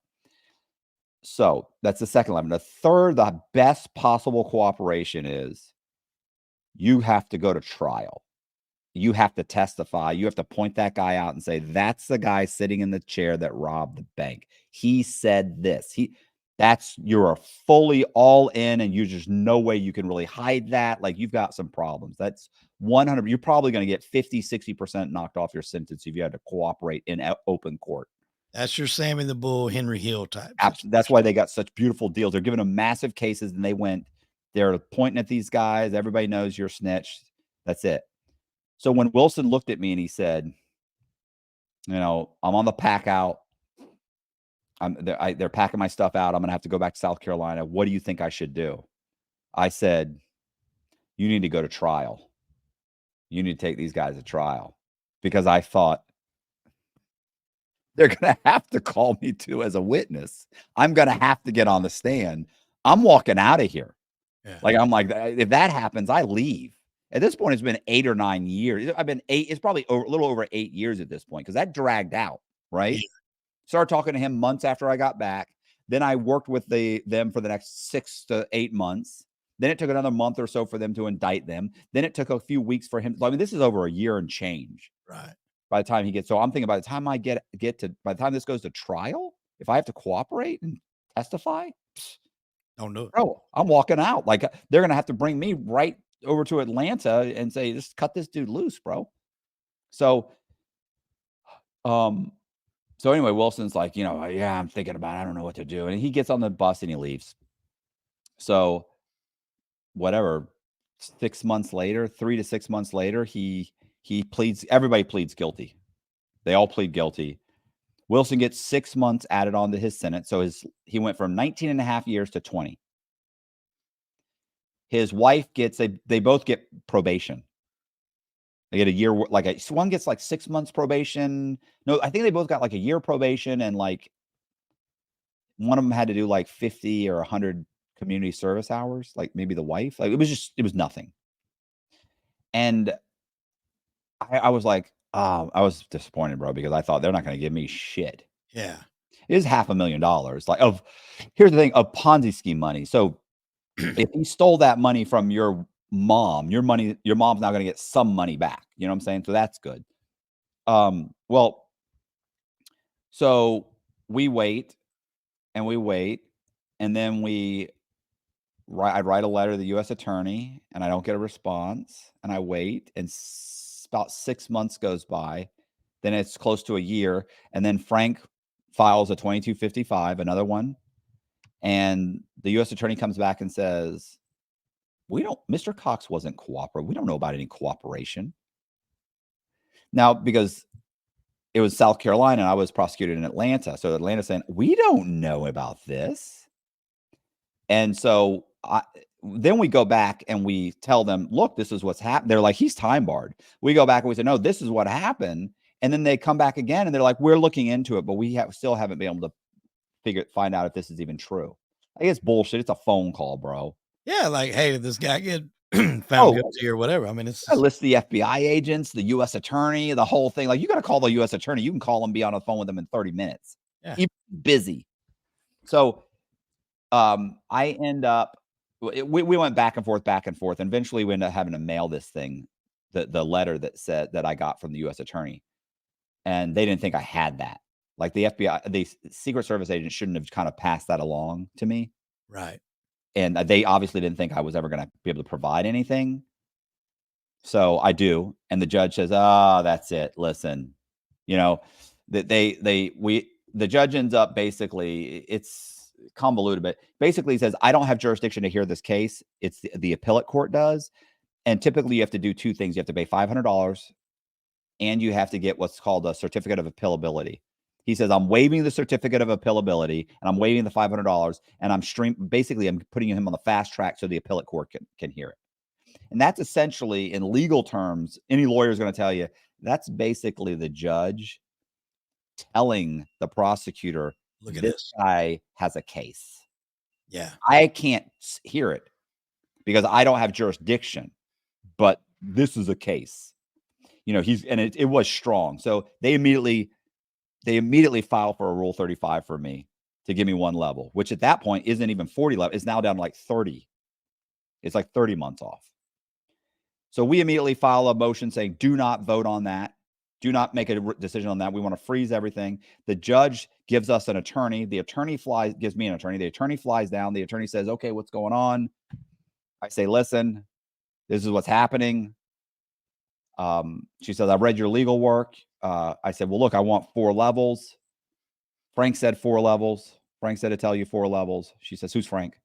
I tell her about Frank. She's like, are you kidding me? This is the most bizarre thing I've ever heard in my life. You got a guy, a disbarred attorney who, by the way, is been deemed incompetent by the state of Florida. Like, he can't sign a check. He can't drive. He can't get a driver's license. He's incompetent. And they're like, that's the guy making your legal decisions. I'm like, yeah. She's like, Matt, you don't have a prayer of winning this motion. They're going to crush it at the appellate level. And I went, then why are you here?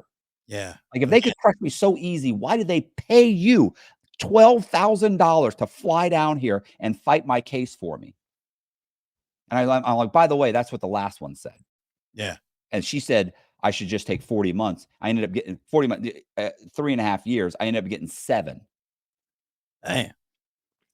So I was like, I'm not buying it. And she went, well, I'll go back and see if I can get you, we can probably get you 2, maybe I can get you 2 levels. I said, Frank said 4. She leaves. She comes back. She says, I can get you 2. I said 4, or I want an evidentiary hearing, which means we all go back to court and have a conversation. I get to interview any witnesses. And I'm like, I want the U.S. attorney in South Carolina. I want this Secret Service agent, this FBI agent, this FBI agent. I want this Secret Service agent. I want, like, I start like, she's like, what do you want to do? Turn this into a circus? And I go, that's exactly what I want to do. Yeah. So do you understand that I already have 1 level? I can't lose the 1 level. I can only go up. You're saying 2? It's time for a circus. Frank said 4. So finally she comes back. They go back and forth, back and forth. She finally comes back. She says, listen, Matt, 3 levels. They said 3 levels and that's it. You take it or you can go back to court. She said, so I'm going to put in for you to be transferred. And I went, no, I'll take the 3 levels. And she went, you said 4 levels. You said Frank said 4. And I went, no. Frank told me to tell you 4. I was always okay with 3 levels. At 4 levels, I'd be leaving here in a couple months. Yeah.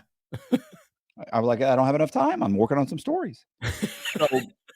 So she comes back and she says that she goes back. They said 3 levels. So we get 3 levels. We go back and forth on the wording of the motion for a month or a couple months. And then they file it and I got 3 levels off. And by the time that hits, I basically got like a year left, year and a half left. So, not 5 years. So 3 levels this time, because every level shrinks as your time decreases, was 5 years off. So 7 years plus 5 is 12 years. I got 12 years knocked off of 26, plus I get 15% off, plus I got 7 months halfway house. So basically I just kind of hung out for the next year or so, finished up a couple of stories and went to the halfway house. Wow. Now I got to think, like, if I'm that guy, Ron Wilson, I'm not too upset. Did he ever find out that I'm sure he maybe has now.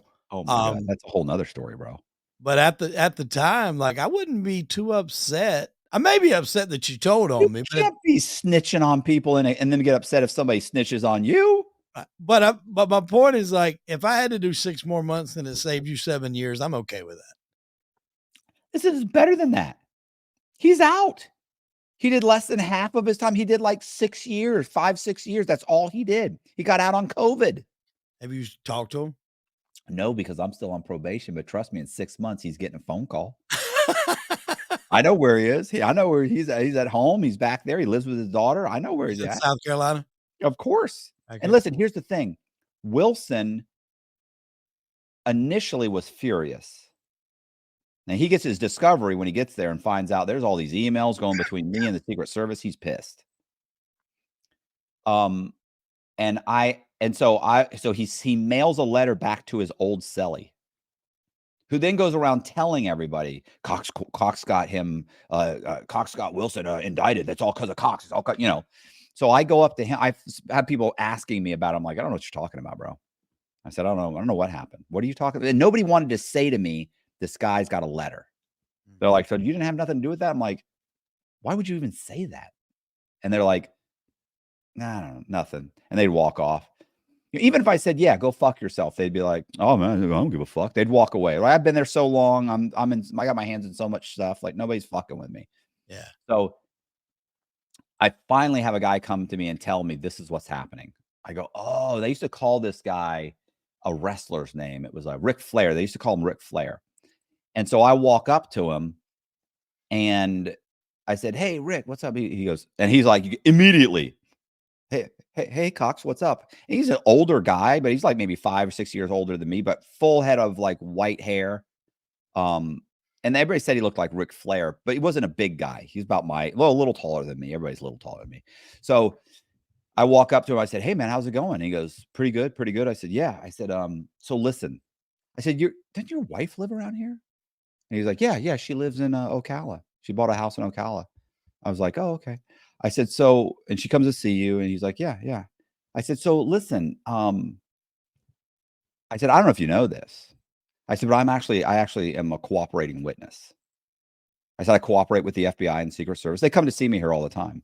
And he's like, I didn't know that. I didn't know. I said, "Yeah, yeah." I said, "I've got a management variable on me. I'm locked to this institution. I cannot be moved." "Oh, okay." I said, "Okay." Now, by the way, none of that's true. I said, "So let me explain something." I go, "If one more fucking person comes up to me and tells me that you're showing that fucking letter to people about," I said, "that Wilson mailed you," and of course he gets scared. I said, "Here's what's going to happen." I said, "I'm going to walk into the fucking warden's office. I'm going to explain what the fuck's going on. They're going to throw you in the fucking shoe and they're going to ship you to FDIC Baghdad." I said, "And your fucking wife isn't going to be visiting you every fucking 2 weeks." I said, I said, "One more fucking person, one more." I said, "I walk in and say, because I won't be moved. They won't move me, motherfucker." I said, "I'm important here. You're not." And he goes, he's like, "I got you, man. I'm sorry. That was fucked up. It's your business. I'm sorry." And he walks off. You won't hear anything else about this. I said, "All right." And that was it. I never heard anything else about it. But here's what's funny about it. So probably a month late, about no, not a month later. I would say 3 months later, 3 or 4 months later. I'm sitting there.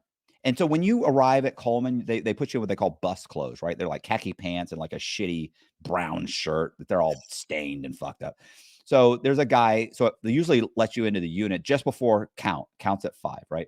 Is it 4 o'clock? 4 o'clock count or 5 o'clock? Wow, I can't I believe it. can't tell you. So I'm sitting there. I think it's 5 o'clock count. So I'm sitting there. It's 5 o'clock count. We're waiting to be counted. There's about 180 guys in the unit, and I'm standing there waiting. Everybody's pretty quiet because they get mad if you talk or anything when they're counting. So there's a black guy in bus clothes. He just got there. He's sitting in the cell across from me, standing there, and he goes, "Hey, man," and I go, "Yeah, what's up?" He says, "Hey, you know a guy named Matt Cox?" And I went, "Yeah." And he said, "Man, I need to talk to that dude." I said, "Oh, okay." I said, What is it?" And he said, "Oh, I mean, it's something private. I got a message for him." I said, "Oh, okay." And I pull out my fucking ID and I go, "I'm Matt Cox." And he goes, "Oh shit. Damn." I was like, I said, "Yeah." He said, "Oh, okay. You know Ron Wilson?" And I thought, fuck. And I went, That's where the knife comes out. "Yeah, exactly. I got a message for you. You sleep with the fishes." So, but I could already tell it's not that guy. He was very, he didn't seem like that kind of guy. He's like, "Damn." He's like, he kind of laughed. He's like, "Fuck." I was like, "Right." And I said, "What's up?" And he goes, "Nah." He said, "So listen, Wilson." I was locked up in South Carolina with Wilson when he got his discovery. And I went, "Okay." And he goes, "And listen, bro, like I get it." He said he was upset at first, but he wanted me. He knew I was coming to Coleman. He told me to look you up, and he told me to tell you that he's okay with it, with what you did. He said he'd have done the same thing. And he said to tell you he hopes you get as much off your sentence as possible. And he's going to be okay. He's found Jesus. And I went, now, by the way, he was kind of not really religious. He was very into the Bible. He read the Bible. He knew the Bible inside and out, but I never thought of him as a religious person. Does that make sense? Like Yeah. there's a lot of people, especially South Carolina, Oh, North yeah. Carolina, a Bible lot of Belt. guys that they know it inside and out, but they're really not religious. It's just a Right. part of it's cultural. And he could argue with anybody about it. I mean, he was fucking super knowledgeable. But so when he said that, I kind of like looked at him. He's like, yeah, I know, bro. Yeah. He said, but he really did, like, he really got into it. And he said to let you know he's okay. And and I said, okay. And I go, is this going to be a problem? He is, oh, no, no, no. He said, I ain't gonna say nothing. He said, on top of that, he said, listen, he goes, I got like 5 years. And I went, right. He said, I got locked up a year ago. I got like 5 years. He said, but I'm planning on going home any day now. He goes, I won't be here long, if you know what I'm saying. I said, I got you. That dude was gone in like 3 months. He's, I'm just waiting. I was like, okay. He's like, I'm so short, it ain't worth unpacking. I was like, okay. So yeah, and he was 3 months later, that dude was just gone. Oh. So I, I didn't. That was the last thing I heard about Wilson. So, although what I heard was when COVID hit, there was newspaper articles about them releasing him. So it was like, wow, it was like this guy did very little time. Yeah. He did maybe 5 years on a 20-year sentence. But by that point, he's probably 64, 65, and he's older. He was actually in great shape. Listen, he had the best fucking head of hair I've ever seen on a 60-some-odd-year-old man. He had the thickest mane of white hair. It was ridiculous. So, yeah, he got out on COVID. So it's like even the 6 months I gave him, he didn't serve the original sentence. The 6 months did nothing. And yeah, that was it. So he got out, and I think he moved in with his daughter. I've never contacted him because, one, you're not, if I were to contact him and let's say he's changed his position, Right. he makes a phone call. This fucking guy who, he's calling me. His PO could call my PO, and she'd be like, "What are you doing?" Like, I don't want that. I'll wait. I'm patient. So I'll wait. And in 6 months, I'd say, "Hey, man, I'd love to have you on the podcast." Because there's no way he doesn't. Could you imagine that fucking guy got home? He's watching Fox News, and my commercial comes on. He's like, But this I mother. don't see him being that damn upset, though. I really don't. I think it would be a great podcast. Yeah, I mean, how hilarious. Because listen, he was a gruff, grumpy old guy, but he was funny and he laughed, and like somebody would say something about like Bernie Madoff. They'd be like, "Oh, yeah, Bernie Madoff, he's a piece of shit." And you go, "Take it easy on old Bernie. He's had a rough year." Shit. He was hilarious.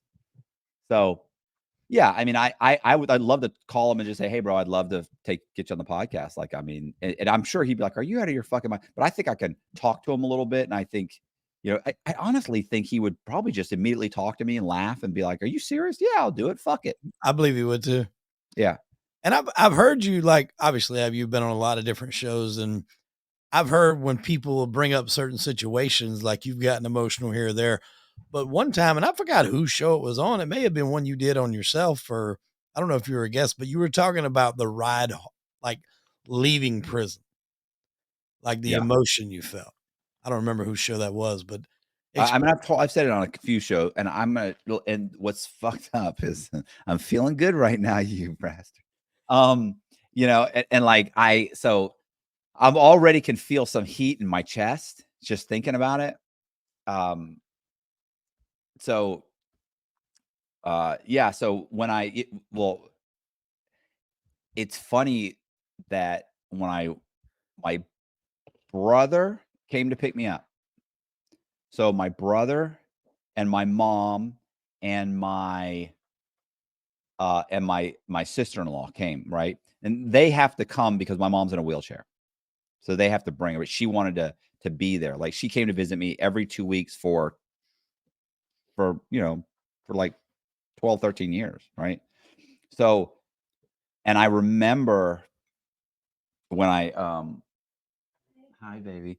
I remember when I was leaving, I got in the car and got in the back of the car, and we were driving. And yeah, I was driving, and I just remember driving out of the prison because I don't ever recall seeing the prison coming in. right. The windows are kind of covered in this bullshit mesh shit. And honestly, I was so fucking tired every time I ever came in, and you don't really pay attention. And so I just remember looking over my shoulder, um, and I just started crying, bro. Like, just got super emotional and just started, tears, just my eyes filled up with tears. And um, and then my brother was like, I don't know if he realized I was crying. Everybody was so quiet in the car. So I think they all realized that I'm just sitting there staring and just tears were running out my face. And I feel like my brother ended up saying, he said, well, I bet you're glad to see that place. Or I'm bet you're glad to see that place go. Something like that. And and it wasn't that. It wasn't that, like, oh, thank God that chapter of my life's over. It was just that, like, I had met I'd met so many good people there. Yeah. There's scumbags, obviously, there's a lot of scumbags, but I'd met some of the best people that, it was, like, probably one of the only times in my adult life where I was around people that they didn't want anything from me, Yeah. Like, I have a friend, Pete. I mean, Pete would do anything for me. I'd do anything for Pete. Like, just a great guy. And there were so many great guys that I'd met. And then, I'm writing these guys' stories. So, you think your buddy, write a story about you. Write your buddy's book. Right. Like, now you really know him. I know him better than his family, better than his friends. So, yeah, I just remember I just started fucking just crying. And it was just because and I know what it is. It's because they made me see a psychiatrist when I got out. Like, I had this behavior modification classes I had to go to for criminal thinking. Another gift for the judge. And it was survivor's guilt, right? Like, it's like, guys, go home and they survived the war and their buddies didn't, or something, and they feel horribly guilty. And I just, it's like I had all of my best friends, like the best guys, and I was leaving them, and it was just crushing. And nobody in the car understood, and I didn't say anything. I just sat there and I just sucked it up and tried to go get a hamburger. How old Um, were you when you got out? I was 49 years old. Went in at 37, 49. So it was just shy. It's just shy of 13 years. Right. It technically, if you include the halfway house, which is technically you're still incarcerated, I was actually 50. So, but yeah, that was January. It was like January 9th. January 9th, and I went to the halfway house. I remember everybody in prison is always like, "What are you gonna eat when you get out? What are you gonna eat?" And people have a certain perception of me, right? And they're thinking, "Oh, you're gonna go get lobster, or you're gonna get, whatever it is that rich people eat." And honestly, that what I'd been craving the whole time was a McDonald's cheeseburger. Even not even the big one, the little baby, the one you had when you were a kid that just had, like, the chopped up onions and the Onions slice on of it. Yeah. cheese. That's it. And the pickles. Like, that's all I craved that forever. So I still took a couple days before I even got, or maybe a week before I got that. I think Treon got it for me. My buddy got it because it was so early that they weren't serving yet. Fucking furious. Uh, so I ended up going to have. Well, we stopped and we got pistachio ice cream, and from Ben and Jerry's pistachio ice cream, and I ate that and got to the halfway house and got into an argument with a woman there, and it's a whole bunch of shit. "Oh, you can't bring all those boxes in here." I'm like, "That's my legal work." "Well, you can't bring them in here." I said, "The fuck I can." I said, "That's my legal work. I'm fighting 2 cases right now." I said, I'm coming or I'll go back." Yeah. And she was like, "Well, you can't." I said, "No, you can't. You cannot keep me from having access to the court. And Yeah. those are my," and she's like, "Fine, get them. I don't know where you're putting them." "Well, you're gonna find someplace for me to put them." Like, yeah, these people, bro. So They don't want you to succeed, and no, they don't. they want you back in there. They want you Right. to reoffend and go back in there. That's why they make it so difficult. Yeah. It's And like, you experience those kind of emotions, and I mean, don't get me wrong, 50 still I don't want to say third quarter. Um, Oh, bro, it's over, bro. There's nothing left. Well, I mean, you got a fourth quarter. You got the fourth quarter. Sometimes yeah, they but even at that point, I didn't think like honestly, I was thinking in my like I had no idea how I'm gonna make money. Guys are telling me, oh, you got to start a podcast. I'm start a podcast. They're like, yeah, like a true crime podcast. I'm like, I don't know what the fuck that is. True crime. Listen, podcast. The term podcast didn't even come into existence until 2009. I'd been locked up 3 years by that time. right. I'd never been on YouTube. YouTube came out like a year before I got locked up, and it was nothing. Like for the first couple of years, they're building it up. Facebook never had a Facebook page. It came out the year before I got locked up. The girl I was dating said, "Hey, do you want me to make you a Facebook page?" You know, MySpace was the big thing, and I was like, "I don't feel like I'm on the run. Like, I don't feel like that's a good idea." So, you know, I like all of those things were foreign. You know, they were foreign to me. So I'm thinking people are going to look you up. You're not going to be able to get a job. So you're going to have to get a job at like Burger King or McDonald's. And maybe someday you'll sell used cars and you're going to live in someone's spare room and you're going to, you know, you're going to scrape by, but you're going to make it. You'll be all right. And I figured, you know what you do? If you can't put anything together in a year, like if you can't pay your bills a year from now, you just commit fraud. Go commit fraud. Like, fuck it. It's over. Like if you can't get your life back together, then just commit I would tell everybody that too. I'm going to commit a massive, massive fraud and I'm leaving the United States, you know, but got out of the halfway house, ended up doing concrete that got like over 2 million views.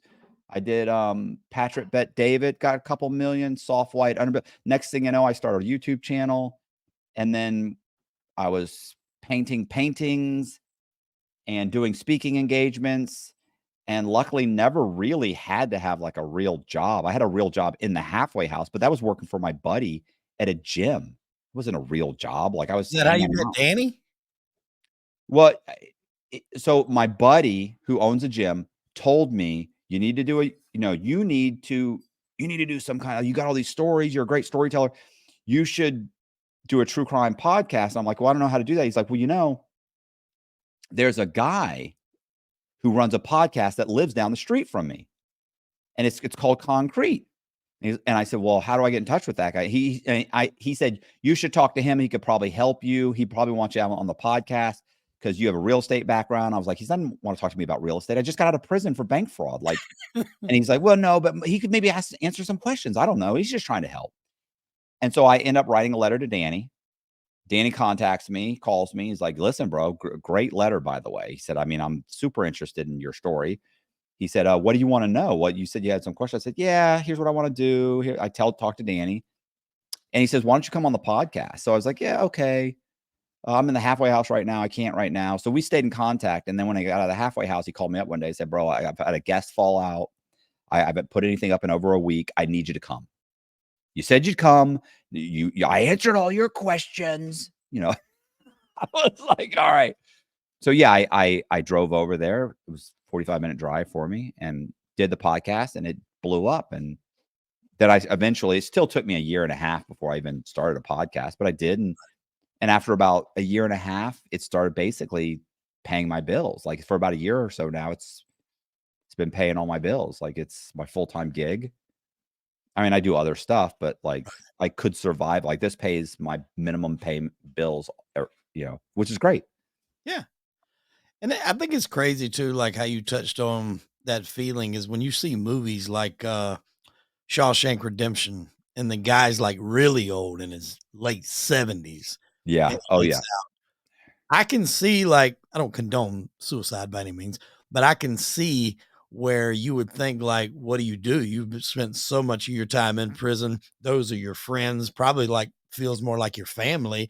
How do you adjust to the outside world? What do you do? Where do you go? Your family's probably passed on. Like, I can see where it's a really big adjustment for Yeah. people. He's trying to think of ways to break his parole. Yeah, yeah. Right. Trying to figure out a way to go back in there. Call was he fighting and tried to stab somebody? Yeah. Yeah. He's like, I could shoot the manager. At his job. I was thinking, so when I first got locked up, you might have heard me tell this story. There was a guy there. This guy was funny.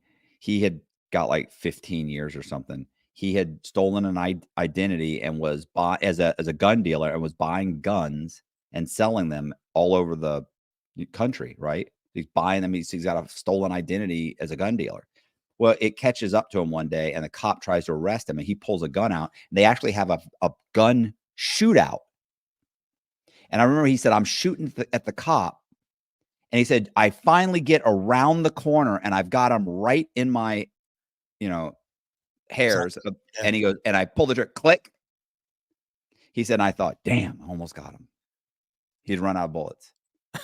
I thought that was what you thought. He's like, yeah, bro. It's like, I don't want to get her. And it's like the nicest guy you talk to is just like, you talk to these guys, you're like, I can't believe you're the same person telling me the story. He's like, that was like 14, 15 years ago. So I'm talking to him one day.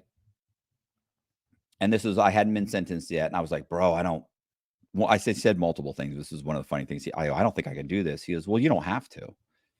And I went, well, what do you mean? He goes, they're going to make you do it. So it's effortless on your part. You really just have to kick back and keep yourself entertained. They're going to tell you, go here, sit here, eat that, sleep here, do this. He said, you don't have to think much, bro. So you don't have to do anything. I was like, I remember thinking, it's a horrible fucking thing to say. But he didn't mean it to be, he was not a, I don't want to say, he wasn't a good communicator. But anyway, the other thing he told me one day, because I was like, God, bro, this is killing. Like, I just can't, I can't be around these people. Like, that guy over there killed somebody. That guy over there just got out of the state for killing somebody. That guy over there is doing that, home invaders and bank rob. I'm like, oh, I just can't, these guys, Jesus. And he said, well, I'm going to tell you something that somebody told me when I first started, because he was at the end of his, like, he had like a year left. So he's like, he's happy. Yeah. Trust me, everything changes when you start counting down instead of counting up. When you get that halfway mark and you're like, I can do this. Yeah. Now on the downtrend. He said, there will be a time where you will be laughing your ass off with a group of good guys that you love hanging around, and you will realize there's no place you would rather be. And I go, you're fucking crazy. That's never going to happen. He said, listen, bro.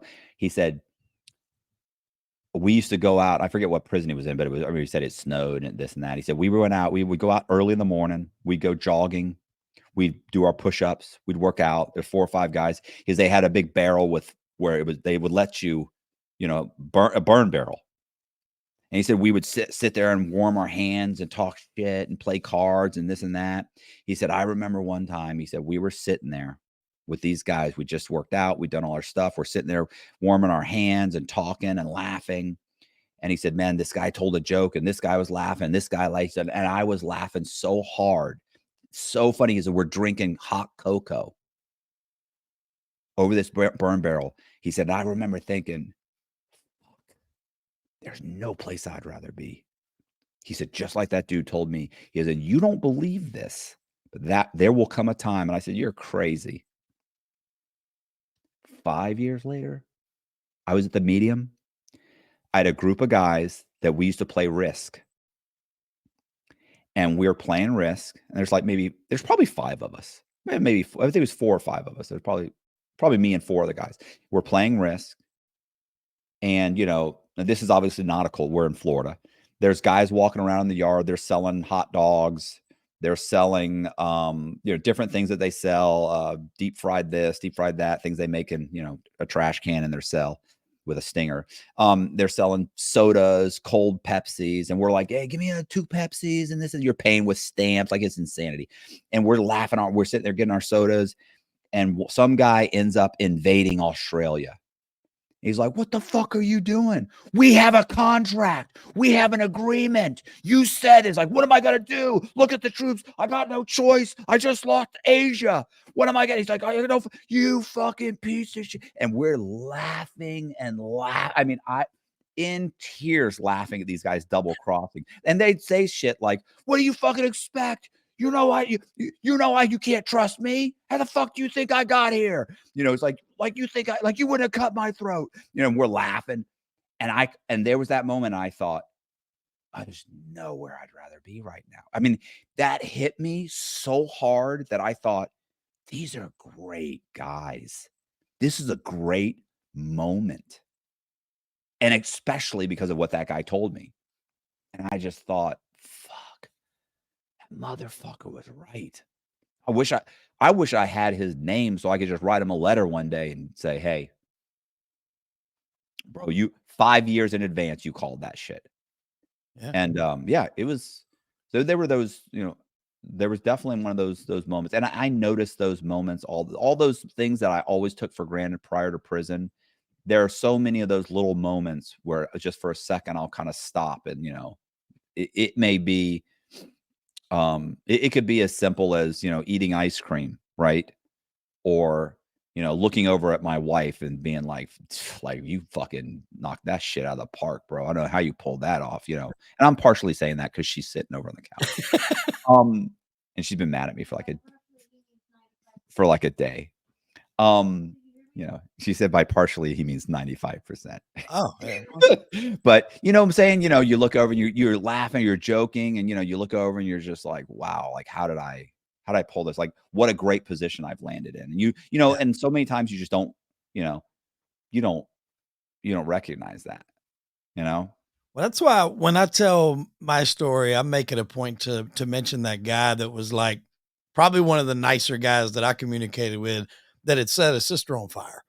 But outside of that, he was great to Yeah, me. right, that's what I'm saying. I used to eat with a guy that killed, like, 10 people, right? He was like a serial killer practically. I mean, they were He all like witnesses, but he talked to me. He told me to take the bunk above him because, of course, all the bottoms were taken. It was my first time in there. I didn't know what to do. I didn't know if you had to ask somebody to get above it or nothing. And, so we talked. And then, like, later on that night, he had gotten word. And I don't know if I mentioned this, but I guess there was a prison riot at one here in South Carolina the weekend that I was there. Not in mine. I was in like a county. This was in like an actual, like, state prison, and he had gotten word that his cousin had gotten stabbed and killed in there. And so he was, I don't think he didn't cry, at least not then, but like you could tell that it bothered him. he's not in a good frame of mind, and Right. you're He's in the not in a cell good with frame. him. Yeah. Well, this was an open area. It's like a lot, I guess they call it a pod. So it's like a huge ass room, bunk beds on both sides. So it's Right. not just me and him. It's a lot of other people, but me and him are kind of talking because where he's reading, I'm standing down there next to him or whatever. And but it was just the fact, like you said, he had just set his sister on fire, happy that he got 15 years, but was really cool to me. Right. And I tell that story every time I tell my own. I make it a point, and I wish I could find his name, like just send him a letter or something. Put a little something on his books or something. I'm sure I can if I looked it I was up. gonna say, I'm sure it can't be a lot of guys. I'm sure that made the papers. Yeah. Well, I don't know how long he had been in there, but I'd heard of the guys too talking about wanting to go to Atlanta because the food there was so much better than Right. South Carolina. I'm like, they were like saying they were going to cooperate on a case just to go up there. And I'm like, I ain't saying shit, bro. When I get, I'm just want to go up there for a couple months and get better food. And one of them was like, I just want to see if I can get a chance to escape between here and there. I mean, like, My god.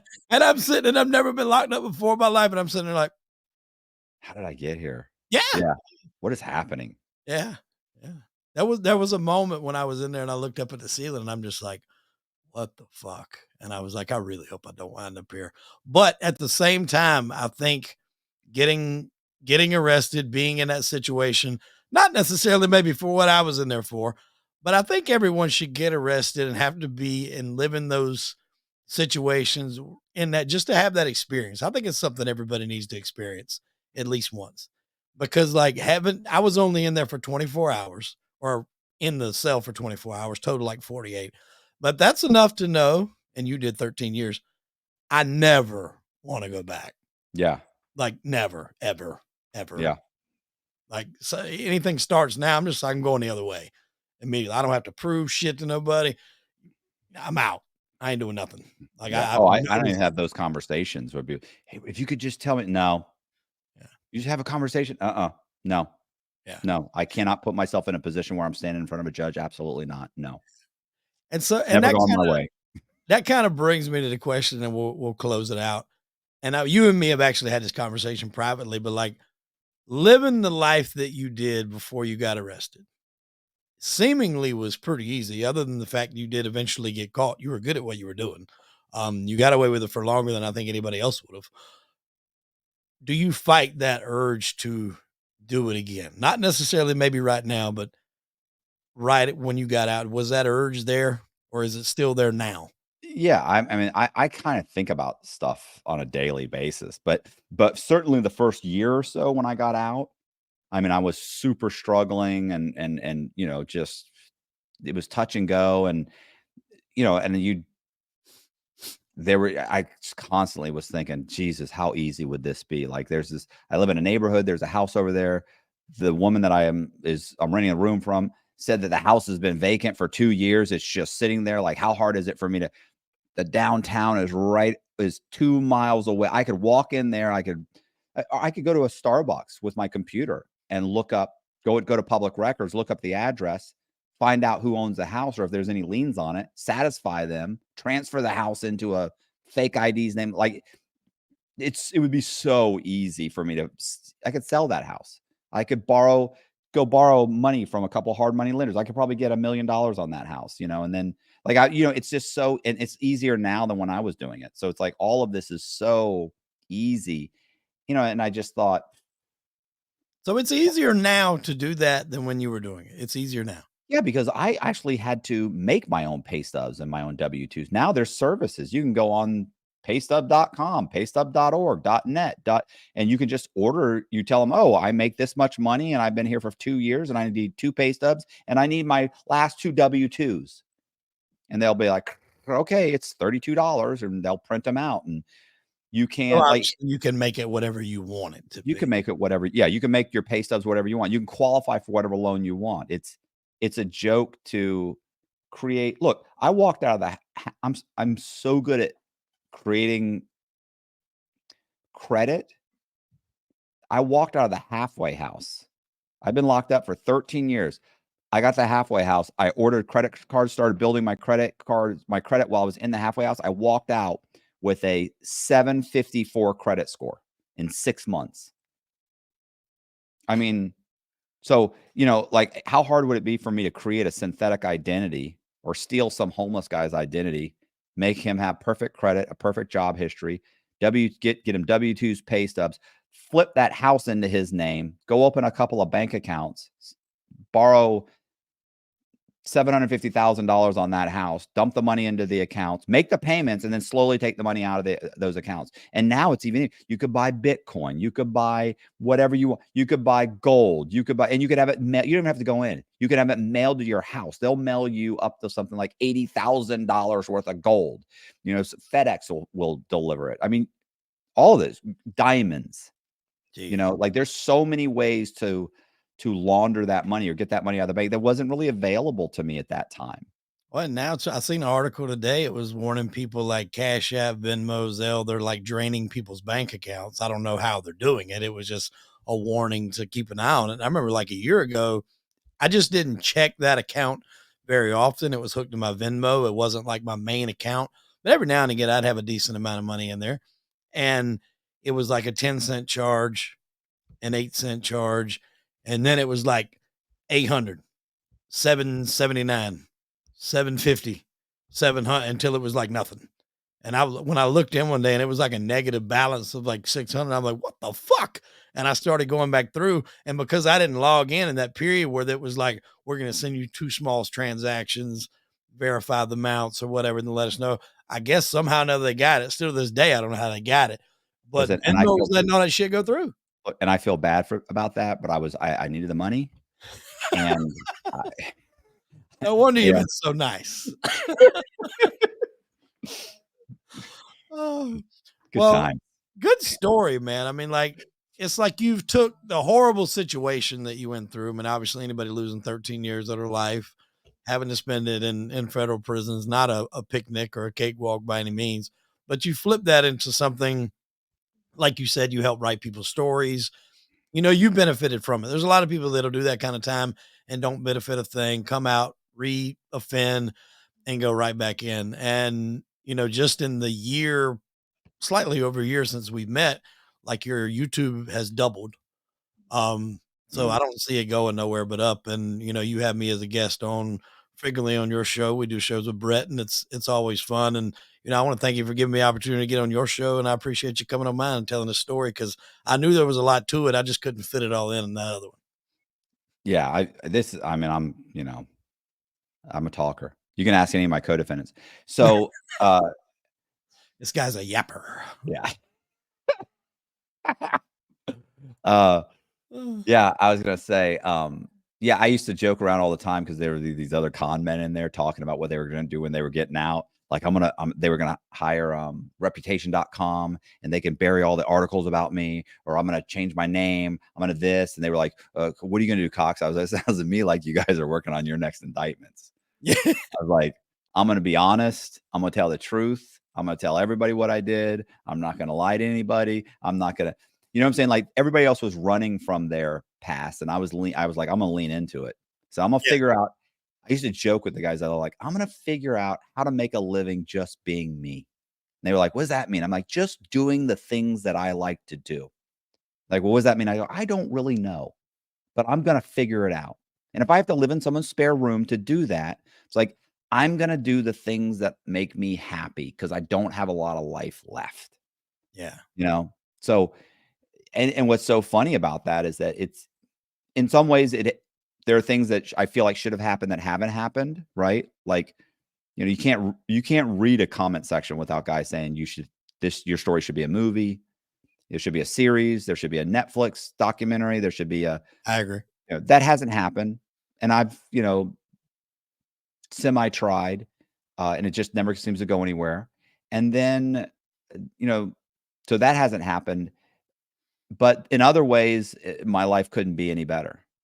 Right. You know, so it's like, oh, poor you. You know, you Yeah. didn't get everything didn't go your You way. didn't get Yeah, a you're right. fucking movie. I'm sorry. I'm Yeah. sorry. Yeah, you don't get a move right. It's hard to feel bad for me. But you know that. But here's the thing: that might still happen. And you know what's so funny? I was talking to a guy the other day.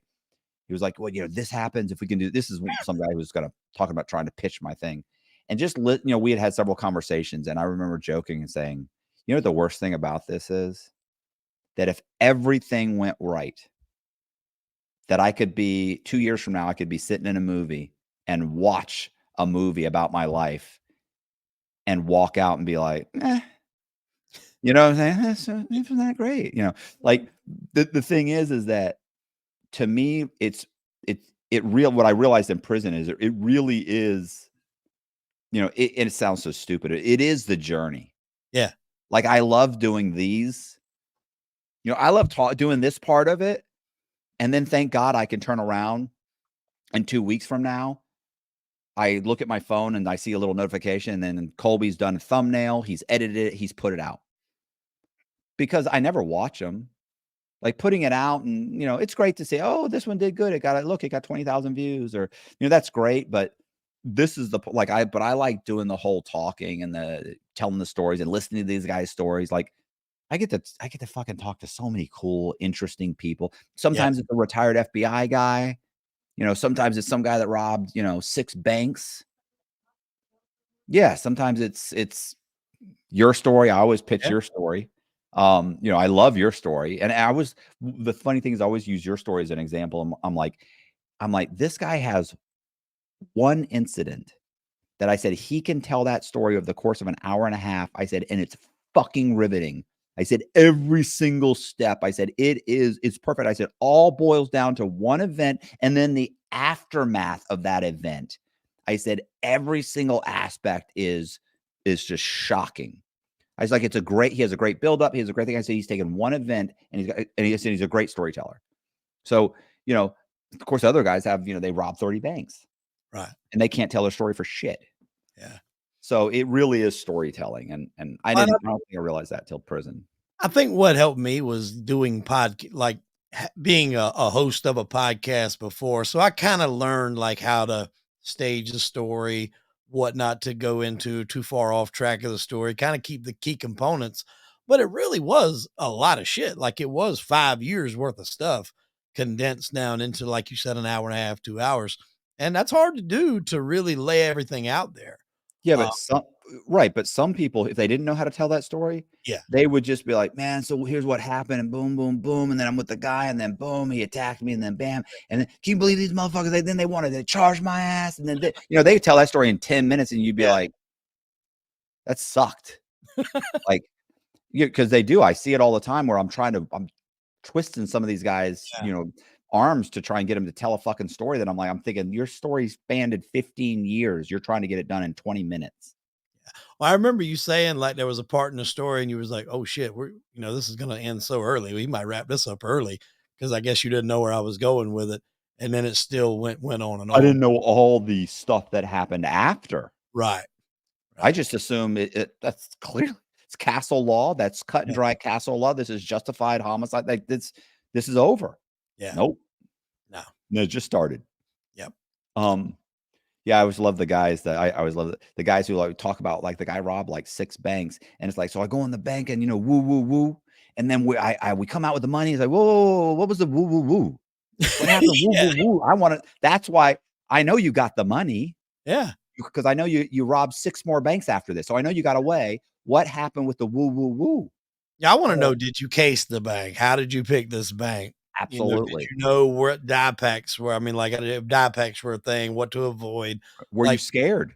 yeah, yeah. Yeah, Cared because about there that. have been times I've been terrified. I've just been like walked right in and did everything anyways, just like fuck it. Just fuck it, walk it, boom, walk in the bank, do this, sit down, trembling inside.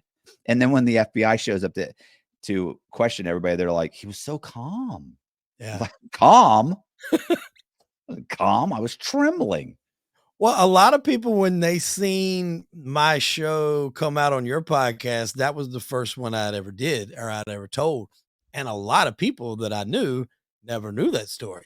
And so they're seeing me for the first time after that, and they're like, "Bro, you went through all that for 5 years." And I'm like, "Yeah." He's like, "I never would have guessed it." And I'm like, "Well, yeah, I mean, I didn't, I tried not to wear it. I tried to think about it. That was my way of coping with it, was keeping myself so busy that I didn't think about it. That's why this podcast was great, because it takes up a lot of my free time, or it did, then. It still does now, but it was more of a therapy thing then, to just not have to think about it.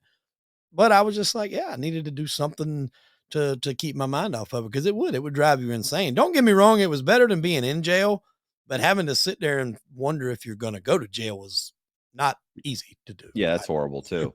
Yeah. Um, yeah, I was gonna man, I always tell people too, like, listen, I'm like, this guy said if he didn't have the means to hire an attorney, said that motherfucker, he may have been in prison.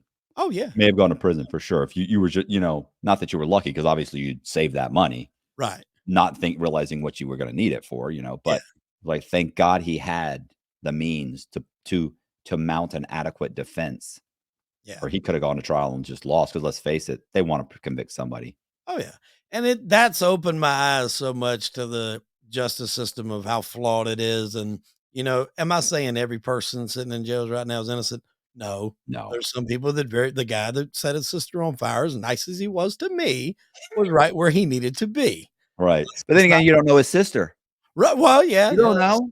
that's true. I don't like my sister very much either. So I mean, that's what I'm I'm not, saying. I'm not going to set her on fire, for the record. If anybody says, I'm not going to do that. We have family. Everybody with family knows there are those times when But there are, I think, a good deal of people that are in there just because they didn't have the financial means to get a good, defense, or a lawyer or whatever. So, right.